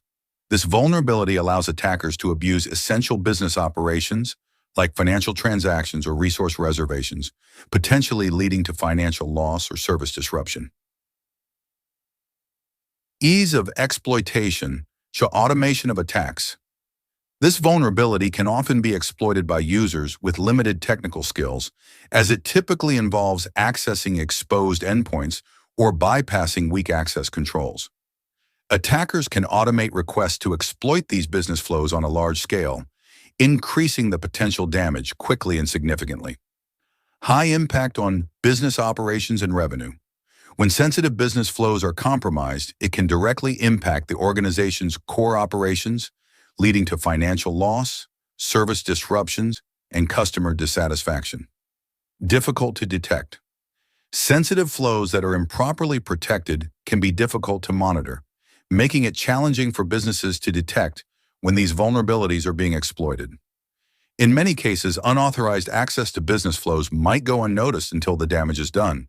Traditional security monitoring may not always detect these types of abuses, especially if they appear to be legitimate actions performed by authorized users. Potential for widespread damage. Once an attacker gains access to sensitive business flows, the potential for damage is extensive.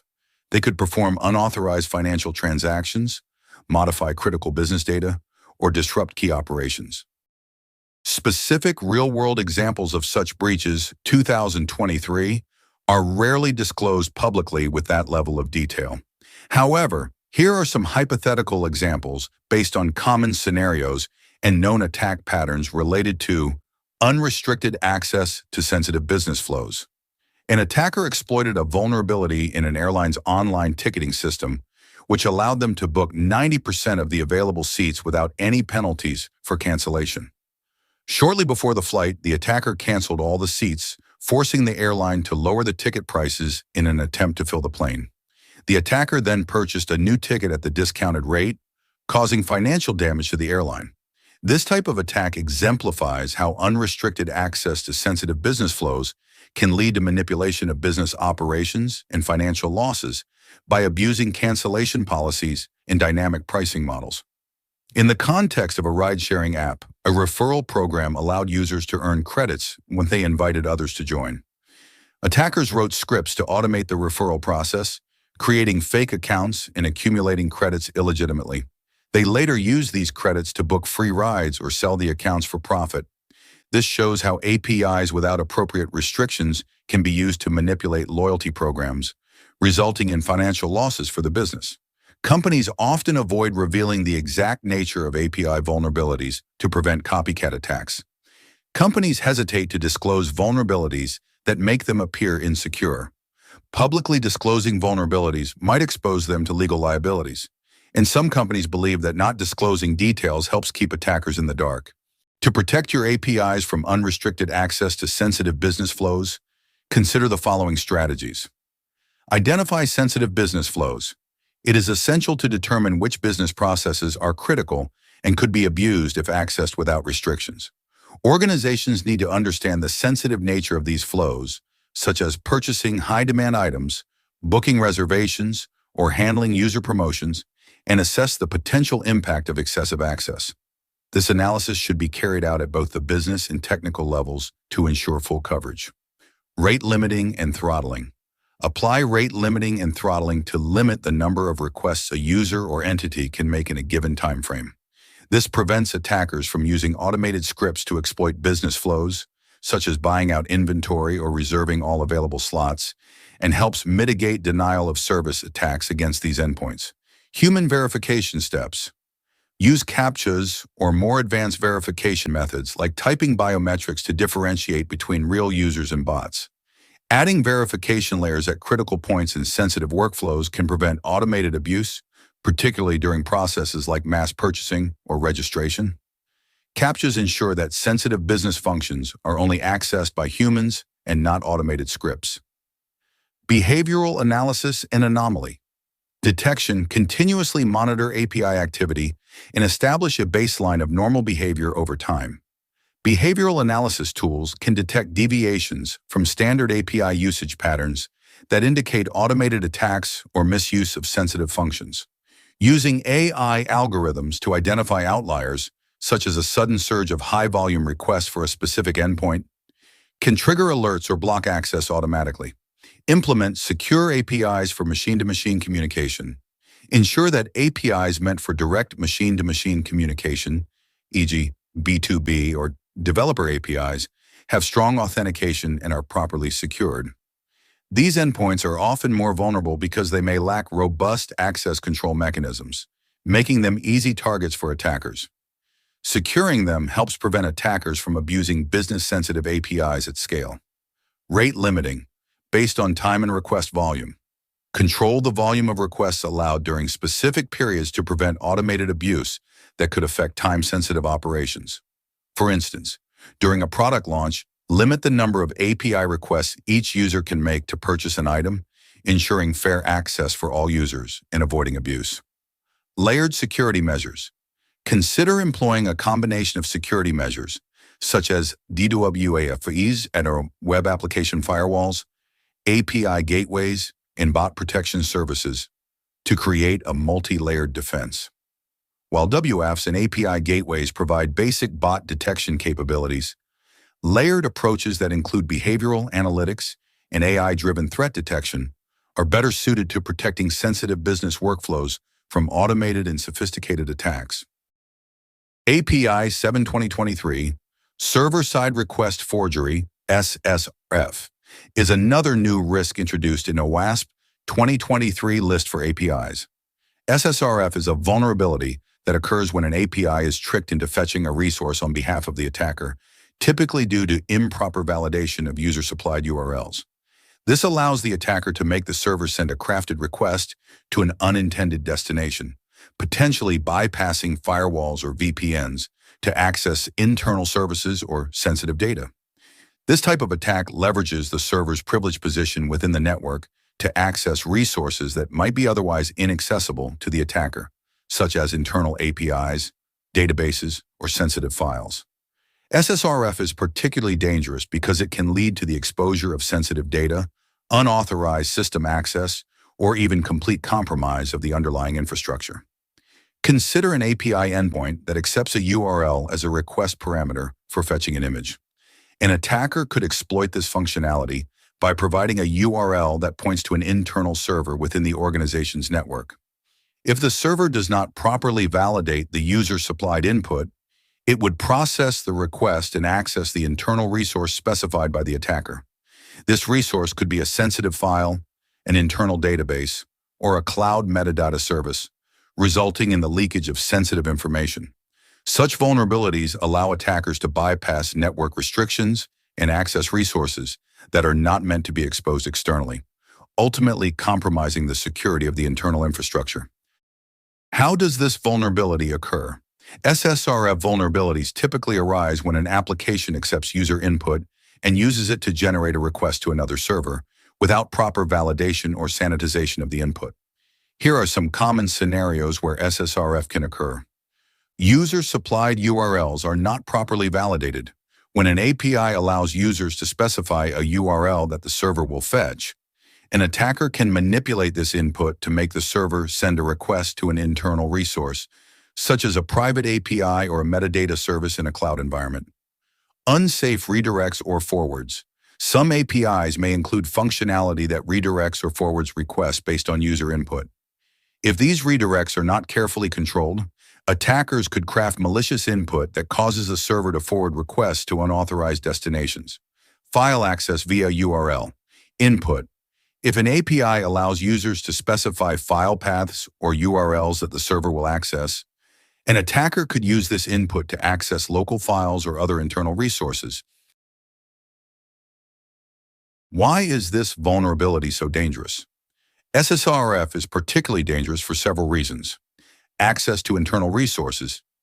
SSRF can provide attackers with access to internal resources that are typically not exposed to the internet, such as internal APIs, databases, and administrative interfaces. Sensitive data exposure. SSRF can lead to the disclosure of sensitive information, like credentials or internal configurations. Bypassing security mechanisms. Since the request originates from the server, SSRF can bypass firewall or VPN protections, allowing unauthorized access to otherwise restricted resources. Difficult to detect. SSRF attacks can be subtle and difficult to detect, especially if the requests appear to be legitimate from the server's perspective. Attackers can use SSRF to explore and probe internal systems without raising alarms. Potential for further exploitation. Once an attacker gains access to internal systems via SSRF, they can use the information obtained to escalate their attack, potentially leading to full system compromise. Here are some real-world examples of SSRF attacks that have occurred in recent years. One of the most notable SSRF incidents involved Capital One. A former employee of Amazon Web Services exploited an SSRF vulnerability to gain access to sensitive data stored on AWS S3 buckets. The attacker used SSRF to access internal metadata services and retrieve credentials that allowed unauthorized access to the data of approximately 106 million Capital One customers. This breach exposed credit card applications, social security numbers, and bank account information, resulting in a significant regulatory scrutiny and fines. The incident underscored the importance of protecting internal cloud infrastructure against SSRF attacks. In another incident, a security researcher discovered an SSRF vulnerability in the Tesla API, which could be exploited to access internal services. By sending crafted requests to the Tesla servers, the researcher could force the system to access internal network interfaces and potentially expose sensitive information. This was part of Tesla's bug bounty program, and the vulnerability was patched after being responsibly disclosed. Although no actual damage was done, this incident demonstrated the potential of SSRF attacks to access internal infrastructure in connected systems, highlighting the risk for companies with high-value internal networks. An SSRF vulnerability was found in Alibaba Cloud's Elasticsearch service. The flaw allowed an attacker to send requests to internal services and retrieve sensitive information from Alibaba's cloud environment, including metadata that could be used for further attacks. This vulnerability showed how SSRF can affect cloud environments, where internal metadata and configuration endpoints are often exposed. Accessing these endpoints can lead to privilege escalation or even complete control over cloud resources. To protect your APIs from SSRF, consider the following strategies. Isolate resource fetching. Only allow fetching of resources from known, safe locations and prevent access to internal services. Limit server-side network access. Restrict the server's ability to make outbound requests to the internet or internal networks. Implement network controls that prevent the server from accessing sensitive internal resources. Disable unnecessary protocols. If your application does not require access to certain protocols such as FTP, etc., disable support for these protocols to reduce the attack surface. Use allow lists, restrict URLs, domains, and port numbers that the server can connect to by implementing allow lists. Disable HTTP redirections. Prevent redirections that could be exploited to access unintended endpoints. Validate and sanitize inputs. Validate user-supplied URLs and ensure that they only point to expected non-sensitive domains. Avoid returning raw responses. Ensure the server does not return raw responses from requests made based on user inputs. API 8/2023, Security Misconfiguration, drops from 7th rank in OWASP API 2019 list to 8th rank in 2023. Security misconfiguration is a critical vulnerability that occurs when APIs are deployed with insecure or improperly configured settings, leaving them vulnerable to attacks. Security misconfiguration can occur at any level of the API stack, from the network to the application layer, and is often due to missed best practices or insecure default settings. Misconfigurations can expose sensitive data, enable unauthorized access, or leave the system susceptible to various attacks, such as injection attacks, data breaches, or unauthorized access to administrative functions. Attackers typically look for unpatched flaws, default configurations, and open endpoints to gain unauthorized access, which can lead to severe consequences such as data exposure or even complete server compromise. How does this vulnerability occur? Security misconfiguration can occur due to a variety of factors, including human error, lack of security awareness, or oversight during deployment and maintenance, and lack of proper security hardening throughout the API stack. Here are some common scenarios where security misconfigurations can arise. Default credentials and settings. When APIs are deployed with default credentials, default configurations, or unnecessary features enabled, they become easy targets for attackers. Attackers can leverage these defaults to gain unauthorized access or exploit known vulnerabilities. For example, an API is deployed with a default administrative interface accessible at /admin with the username and password set to admin. If these credentials are not changed, an attacker can easily access the administrative interface and take control of the API. Verbose error messages or error information exposure. APIs that return detailed error messages or stack traces can provide attackers with useful information that can reveal internal system details such as database structure, software versions, or configuration files. Attackers can use this information to identify and exploit vulnerabilities. For example, a user submits an invalid request to the API, and the server returns an error message that includes the full stack trace and the SQL query that caused the error. This information can be used by an attacker to craft more targeted attacks, such as SQL injection. Unnecessary features or services enabled. APIs often have additional features, services, or endpoints enabled by default, such as debugging interfaces, test environments, or unused services. These can introduce unnecessary attack surfaces that can be exploited by attackers. For example, a debugging interface is left enabled in a production environment, allowing attackers to execute arbitrary commands on the server or access sensitive data without proper authentication. Outdated and unpatched software. Using outdated software or failing to apply security patches promptly can leave APIs vulnerable to known exploits. Attackers often scan for systems running outdated versions of software with known vulnerabilities. For example, an API is running on an outdated version of a web server that has a known vulnerability. An attacker can exploit this vulnerability to gain unauthorized access to the server and the data it hosts. Improper security headers, missing transport layer security, TLS, improper cross-origin resource sharing, such as CORS policies, and a lack of cache control or security directives. Why is this vulnerability so dangerous? Security misconfiguration is particularly dangerous because easy to overlook. Misconfigurations often arise from simple oversights or a lack of attention to detail during deployment and maintenance. They can be difficult to detect, especially in complex systems with multiple layers of configuration. Exploitation is relatively simple. Attackers can easily exploit misconfigurations by leveraging automated tools that scan for default credentials, open ports, or missing security headers. These tools can quickly identify and exploit misconfigurations, often with minimal effort. Widespread impact. A single misconfiguration can compromise the entire system, leading to data breaches, unauthorized access, or service disruptions. The impact can be severe, affecting not just the API, but the entire organization. Commonplace, security misconfigurations are among the most common vulnerabilities, particularly in cloud environments where the complexity of managing configurations across multiple services and layers increases the likelihood of errors. Security misconfigurations can have far-reaching consequences, particularly when they result in unauthorized access to sensitive data or critical system functions. Here are some recent breaches. In 2021, Microsoft Power Apps portals were found to be exposing over 38 million records due to misconfigured permissions. Sensitive data, including personal information such as COVID-19 contact tracing data, social security numbers, and vaccination details, was left accessible without authentication.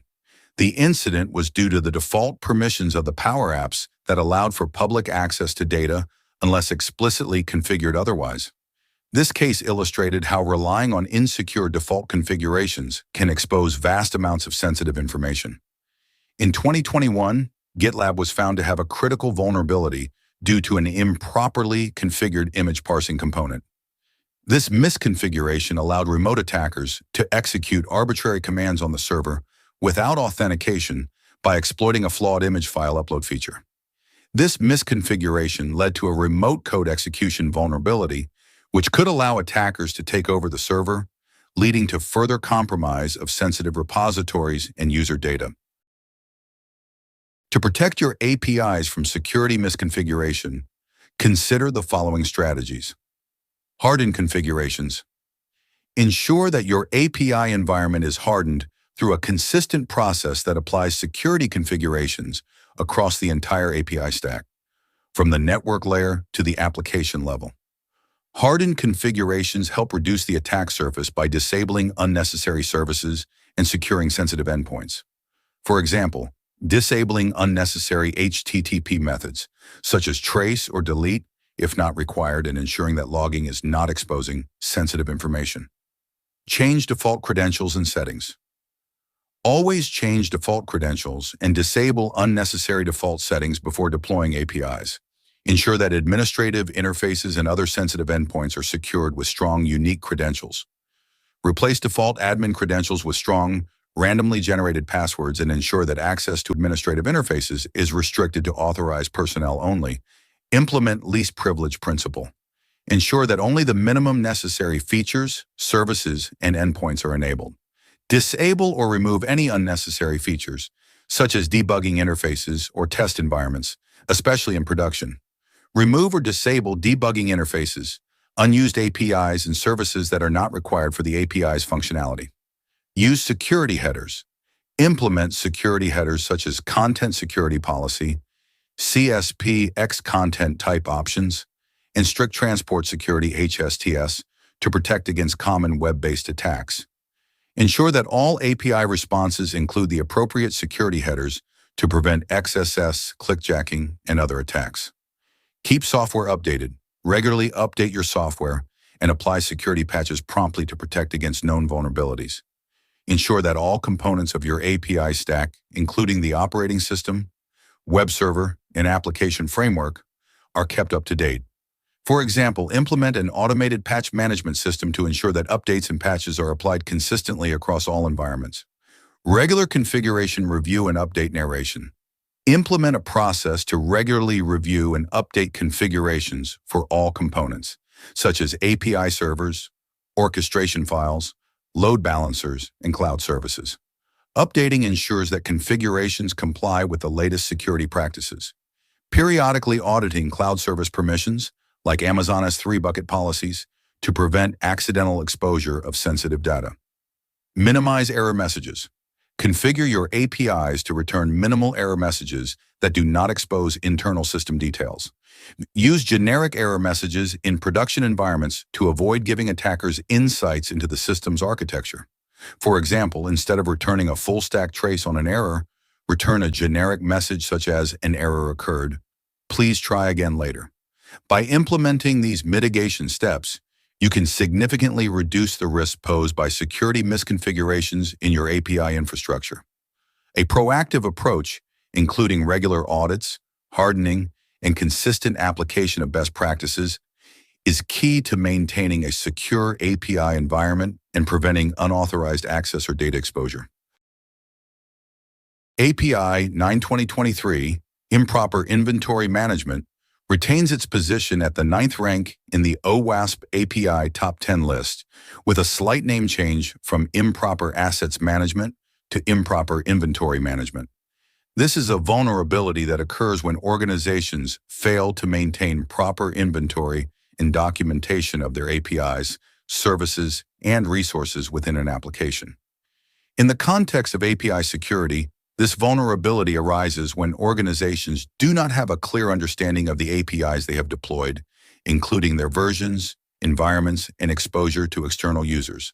This lack of visibility can lead to serious security risks, such as outdated or deprecated APIs remaining accessible, shadow APIs, undocumented APIs being exploited, and APIs with weak or no security controls being inadvertently exposed to the internet. This issue becomes more prevalent due to the rapid proliferation of APIs in modern applications, especially when following microservices architecture. Improper inventory management can lead to exposure of outdated or deprecated API versions, unpatched endpoints, and even sensitive data being accessible without proper oversight. For example, an organization addressed security issues and implemented advanced controls in the older version of its API/API/v1/user, and subsequently released a new version as /API/v2/users. However, the older version remained accessible, leaving the organization exposed to potential vulnerabilities. This situation was further exacerbated by the organization's failure to maintain a comprehensive inventory of all API versions and service deployments. As a result, some older APIs and services were overlooked during security audits, increasing the risk of exploitation through unpatched and deprecated endpoints. How does this vulnerability occur? Improper inventory management typically occurs due to several common issues. Lack of comprehensive API inventory. Organizations may not maintain a comprehensive and up-to-date inventory of all APIs, including internal, external, and third-party APIs. This can result in APIs being overlooked during security assessments, leading to unmonitored and unprotected endpoints. For example, an organization launches a new API for internal use, but fails to document it properly. Over time, the development team changes and the API is forgotten. Since it is not part of the official inventory, It is not included in security audits or vulnerability scans, leaving it exposed to potential attacks. Exposed deprecated APIs. APIs that are no longer in use but have not been properly decommissioned can remain accessible, posing a significant security risk. Attackers may target these outdated APIs, which often have weaker security controls and vulnerabilities that have not been patched. For example, an organization updates its public API to a new version but leaves the old version accessible for legacy users. Over time, the old API version is no longer maintained and contains known vulnerabilities. Attackers exploit these vulnerabilities to gain unauthorized access to the organization's systems. Shadow APIs. These are APIs that are deployed and used within an organization but are not officially documented or monitored. Shadow APIs often arise when development teams create temporary or experimental APIs without informing the security or operations teams. For example, a development team creates a temporary API to test a new feature. However, this API is never properly documented or removed after the testing is complete. As a result, it remains exposed and unprotected, creating a potential entry point for attackers. Lack of version control and lifecycle management. Failing to manage the lifecycle of APIs properly, including versioning and decommissioning old versions, can lead to security gaps. Attackers can exploit older versions of APIs that are still accessible, but no longer actively maintained. For example, an organization maintains multiple versions of its APIs to support different clients. However, the older versions are not regularly updated with security patches, leaving them vulnerable to exploitation. Inadequate monitoring and logging. Without proper monitoring and logging of API usage, organizations may not detect unauthorized or unusual activities targeting their APIs. This lack of visibility can lead to delayed response times to attacks and increased damage. An attacker identifies an undocumented API endpoint that is not being monitored. They use this endpoint to exfiltrate sensitive data over an extended period without triggering any alarms because the endpoint is not included in the organization's monitoring setup. Why is this vulnerability so dangerous? Improper inventory management is particularly dangerous because lack of visibility. Organizations often do not have a complete picture of their API landscape, making it difficult to identify and address potential security risks. Unmonitored APIs can remain exposed for extended periods without being detected. Increased attack surface. Any API endpoint left exposed and unprotected could provide an attacker with unauthorized access to internal systems or sensitive information. Easy to overlook. In fast-paced development environments, new APIs can be deployed quickly, and old APIs can be forgotten. This can lead to a proliferation of unprotected and outdated endpoints. Exploitation of forgotten APIs. Attackers specifically target forgotten or deprecated APIs because they are less likely to be patched or monitored. Once these APIs are compromised, they can serve as entry points for further attacks. Difficulty in detection. Without proper inventory management, it can be challenging to detect and respond to incidents involving undocumented or forgotten APIs. This can lead to prolonged exposure and increased damage. Improper inventory management can lead to serious consequences, especially when it results in the exposure of sensitive data or unauthorized access to internal systems. To understand its risks better, let's consider a few scenarios, both hypothetical and from real-world breaches. Beta API endpoint. Without rate limiting, a social network implements rate limiting on the official API to prevent brute force attacks on password reset tokens. However, a beta version of the API running in a less secure environment lacks the rate limiting mechanism. An attacker discovers this endpoint and successfully resets user passwords by brute forcing the reset token. One recent example of a breach related to improper inventory management is the Optus breach, which occurred in September 2022. Optus, Australia's second-largest telecommunications company, suffered a significant data breach due to a forgotten API endpoint that was left exposed to the public. This endpoint allowed attackers to access sensitive information, including the personal details of 11.2 million customers, names, addresses, and phone numbers. The root cause was a lack of proper API inventory management. The forgotten API, also referred to as a zombie API, was not included in the organization's regular audits, making it a weak link in their security infrastructure. The failure to retire, document, and monitor all deployed API endpoints led to this critical vulnerability being exploited before anyone realized it was there. The Optus incident not only resulted in reputational damage, but also had substantial financial implications, with the company reportedly setting aside 140 million Australian dollars to cover the costs of the incident. This breach underscores the importance of maintaining an accurate and up-to-date API inventory. Without such practices, deprecated and unsecured API versions can be left open to attacks, significantly increasing the organization's risk of data exposure. To protect your APIs from the risks associated with improper inventory management, consider the following strategies. Maintain a comprehensive API inventory. Create and maintain an up-to-date inventory of all APIs, including internal, external, third-party, and shadow APIs. Ensure that all APIs are documented and their usage is regularly reviewed. Use automated tools to scan your environment and detect all deployed APIs. Regularly update the inventory to include new APIs and remove deprecated ones. Ensure all third-party services are documented, including the types of data shared and the sensitivity level. This information should be accessible for review and updated regularly. Automate documentation generation. Use automated tools to generate and maintain API documentation to ensure accuracy. Integrate this process into the CI/CD pipeline for consistency.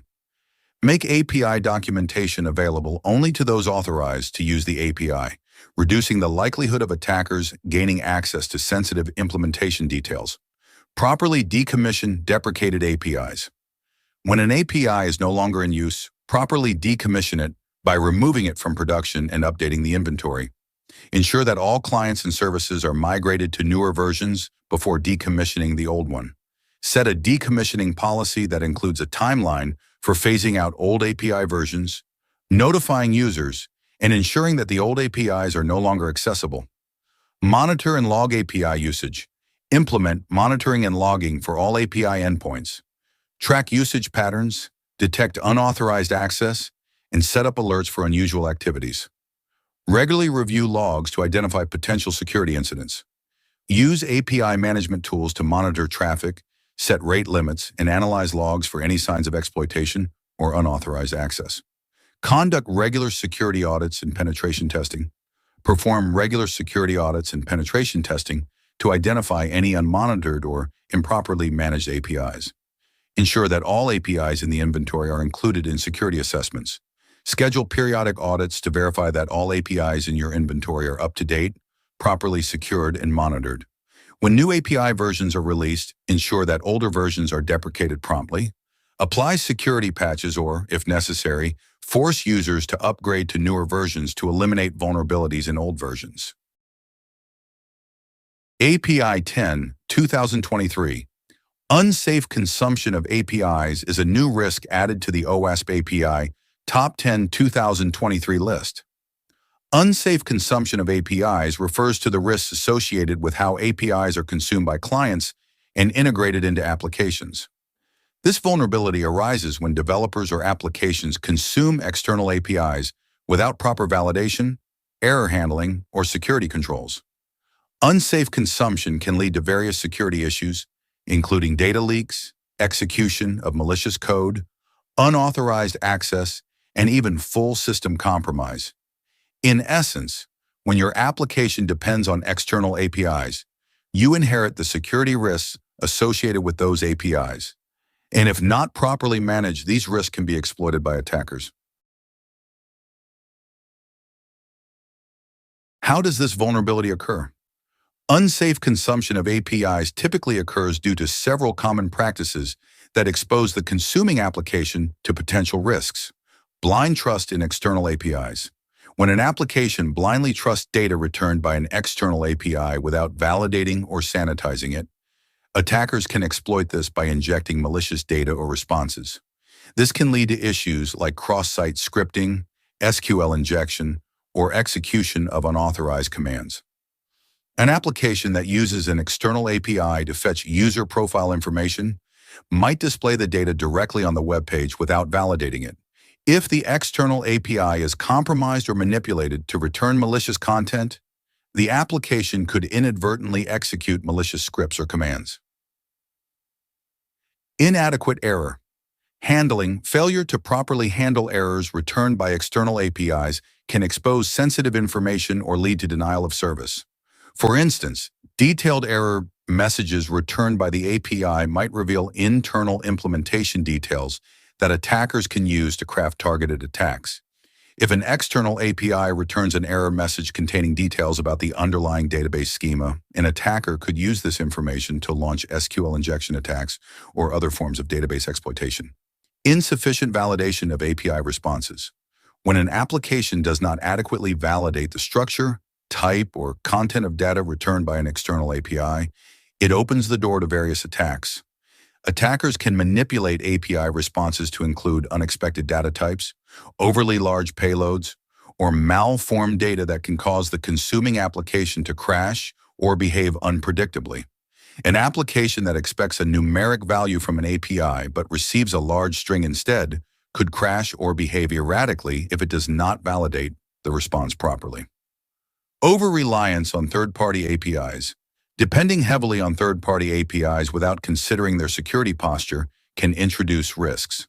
If the third-party API is compromised, unavailable, or deprecated, it can disrupt the functionality of the consuming application and expose it to security vulnerabilities.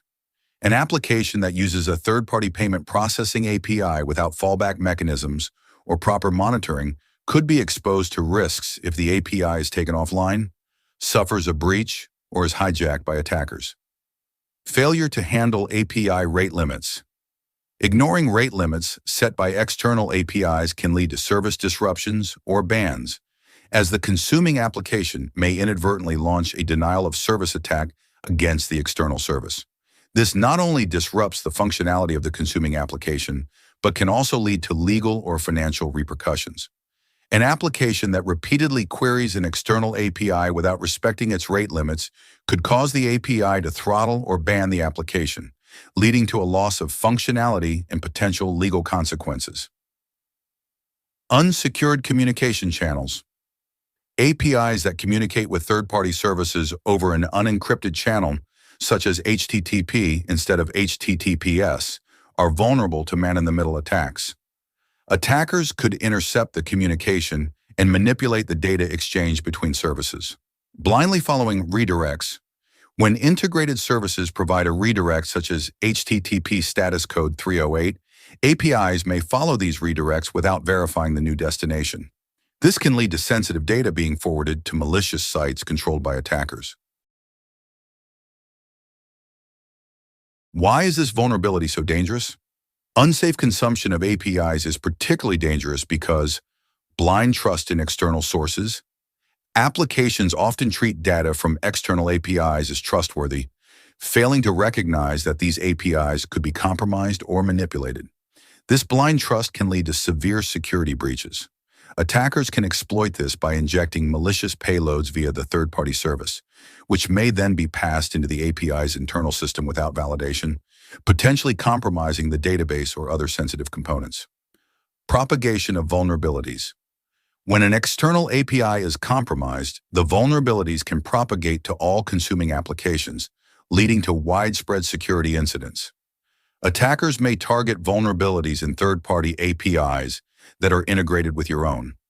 Once compromised, the attacker can use the third-party service as a vector to execute attacks on your API, such as redirects to malicious sites or data manipulation.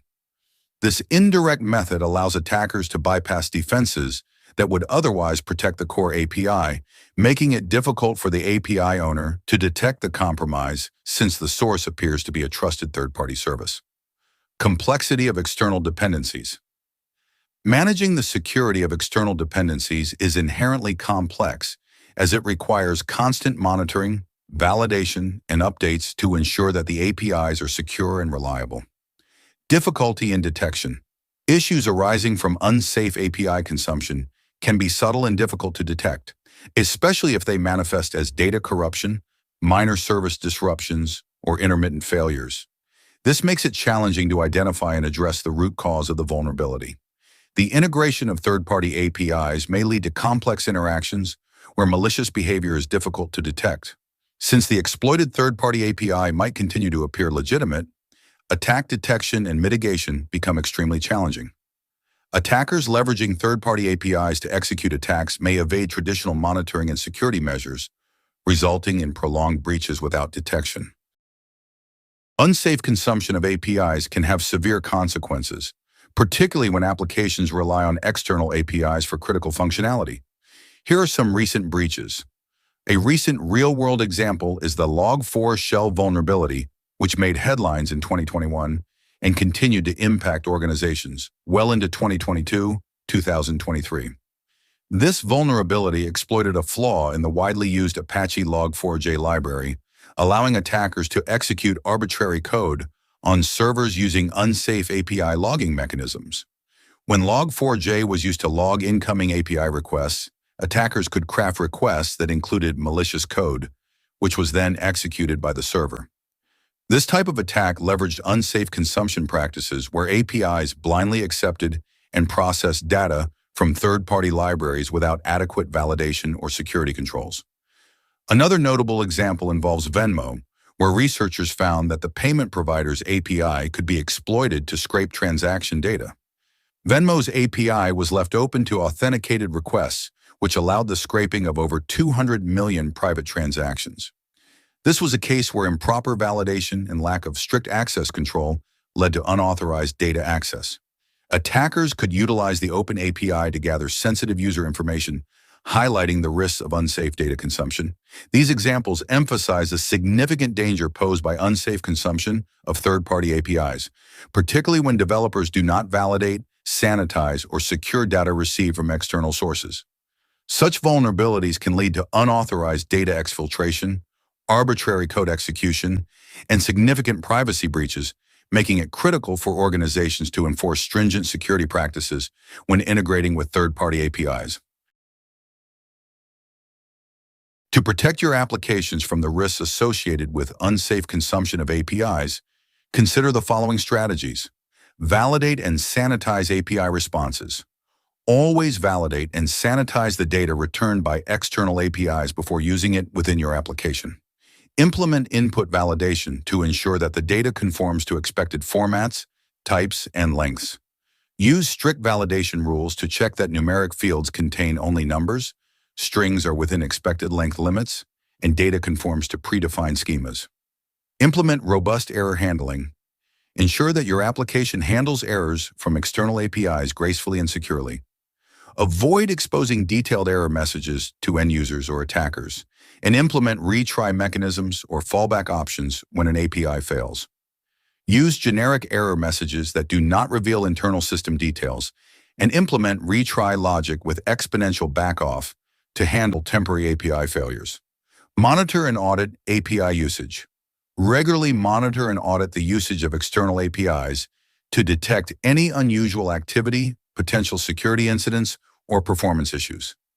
Implement logging and monitoring tools to track API interactions and identify potential risks. Set up monitoring dashboards that track API response times, error rates, and usage patterns. Use alerts to notify the security team of any anomalies. Limit and restrict API access. Only consume APIs from trusted sources and limit the access scope of external APIs to the minimum necessary for your application's functionality. Avoid over-reliance on a single external API and implement redundancy where possible. Use API gateways or proxies to control access to external APIs and implement access controls that limit which parts of your application can interact with each API. Respect API rate limits. Ensure that your application respects the rate limits set by external APIs to avoid service disruptions or bans. Implement throttling mechanisms within your application to prevent excessive requests. Implement client-side rate limiting to ensure that your application does not exceed the API's rate limits, and use caching to reduce the number of API requests. Regularly update and patch. Keep all dependencies, including external APIs, updated with the latest security patches. Monitor the security posture of external APIs and be prepared to switch providers if necessary. Subscribe to security bulletins or RSS feeds from your API providers to stay informed about updates and vulnerabilities, and ensure that your application can quickly switch to an alternative API if needed. Limit redirects and implement allow lists. Avoid following redirects from third-party services unless they are explicitly approved. Maintain an allow list of trusted destinations to prevent the API from being redirected to a malicious server. Assess third-party security posture. When integrating with third-party services, assess their security practices and ensure that they meet your standards. Regularly audit third-party APIs to ensure they are not introducing vulnerabilities into your environment. Remember, API security is not a one-time task. It's an ongoing process that requires vigilance at every stage. Securing your APIs effectively means integrating security measures into design, development, deployment, and continuous monitoring to stay ahead of evolving threats. A holistic approach is essential. Security must be woven into the fabric of every phase of the API development lifecycle. From the initial design stage, where key architectural decisions are made, to the development phase, where secure coding practices take center stage, and from testing and deployment to ongoing maintenance. Ensuring that your APIs are secure at every step is crucial. In this presentation, we'll walk through the best practices and key considerations for securing APIs during each of these stages, empowering you to protect your systems effectively and ensure resilience against attacks. Let's dive into these best practices and explore how to secure APIs comprehensively throughout their lifecycle. Here are some of the best practices to follow during the design phase. Secure API design. During the design phase, it's essential to build security into the API from the outset. Define clear security requirements, perform threat modeling to anticipate potential attacks, and structure API endpoints to ensure secure access control. For example, limit data returned by endpoints and ensure sensitive endpoints are well protected. Implement the principle of least privilege. Implement role-based access control R back to ensure that each user, system, or service has only the minimum access required to perform their function. This minimizes the risk of data breaches by preventing unauthorized users from accessing unnecessary information. Limit exposure of sensitive object information. Avoid overexposing sensitive information such as user IDs, financial details, or system configurations. Implement data filtering and masking techniques to ensure only the necessary data is returned. If a user is authorized only to view summary details, avoid returning detailed information like payment data or internal system IDs. Use strong core policies, cross-origin resource sharing. Core policies should be configured to restrict which domains can access the API. Avoid using wildcard settings such as asterisk for access control allow origin, and instead specify trusted domains. This helps to prevent cross-origin attacks. Implement a zero-trust model.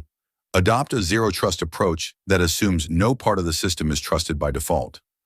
Apply context-based access control for each request, even within internal networks, to prevent attackers from gaining a foothold in the system. During the development phase, consider these best practices. Ensure secure development practices. Train developers on secure coding practices and follow security best practices.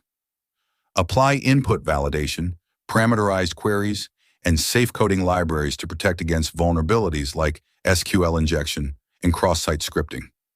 Validate all inputs.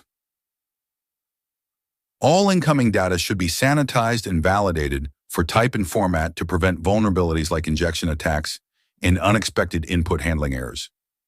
Use strong API authentication mechanisms. Implement robust authentication mechanisms such as OAuth 2.0, JWT, and OpenID Connect. Enforce multi-factor authentication, MFA, for critical operations, and apply role-based access control RBAC for appropriate authorization checks. Avoid use of sensitive data in URLs. Do not include sensitive information like API keys, session tokens, or PII in URLs, as they can be logged and exposed. Instead, use HTTP headers or request bodies for secure transmission. Rate limiting and throttling. To prevent abuse, apply rate limiting based on user identity, IP address, or API key. This will help protect the system against denial of service DOS attacks and resource exhaustion. Global exception handling and secure error messages. Implement consistent error handling that doesn't expose internal details like stack traces.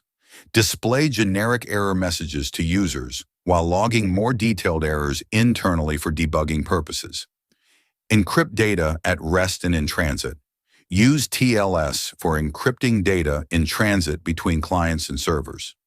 Encrypt sensitive data at rest using strong encryption algorithms such as AES-256 to prevent unauthorized access in case of a server compromise. Secure third-party integrations. Assess third-party services for security risks before integration. Use API contracts to define behavior and limit third-party services capabilities, and conduct regular audits to ensure they do not introduce vulnerabilities. During the testing phase, integrate security testing into the CI/CD pipeline using tools like SAST static application, security testing, and DAST dynamic application security testing.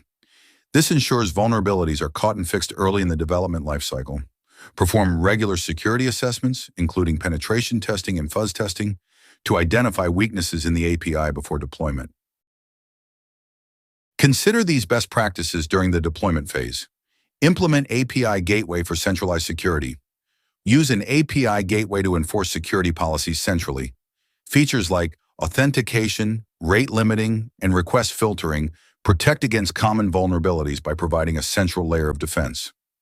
Document APIs clearly and accurately.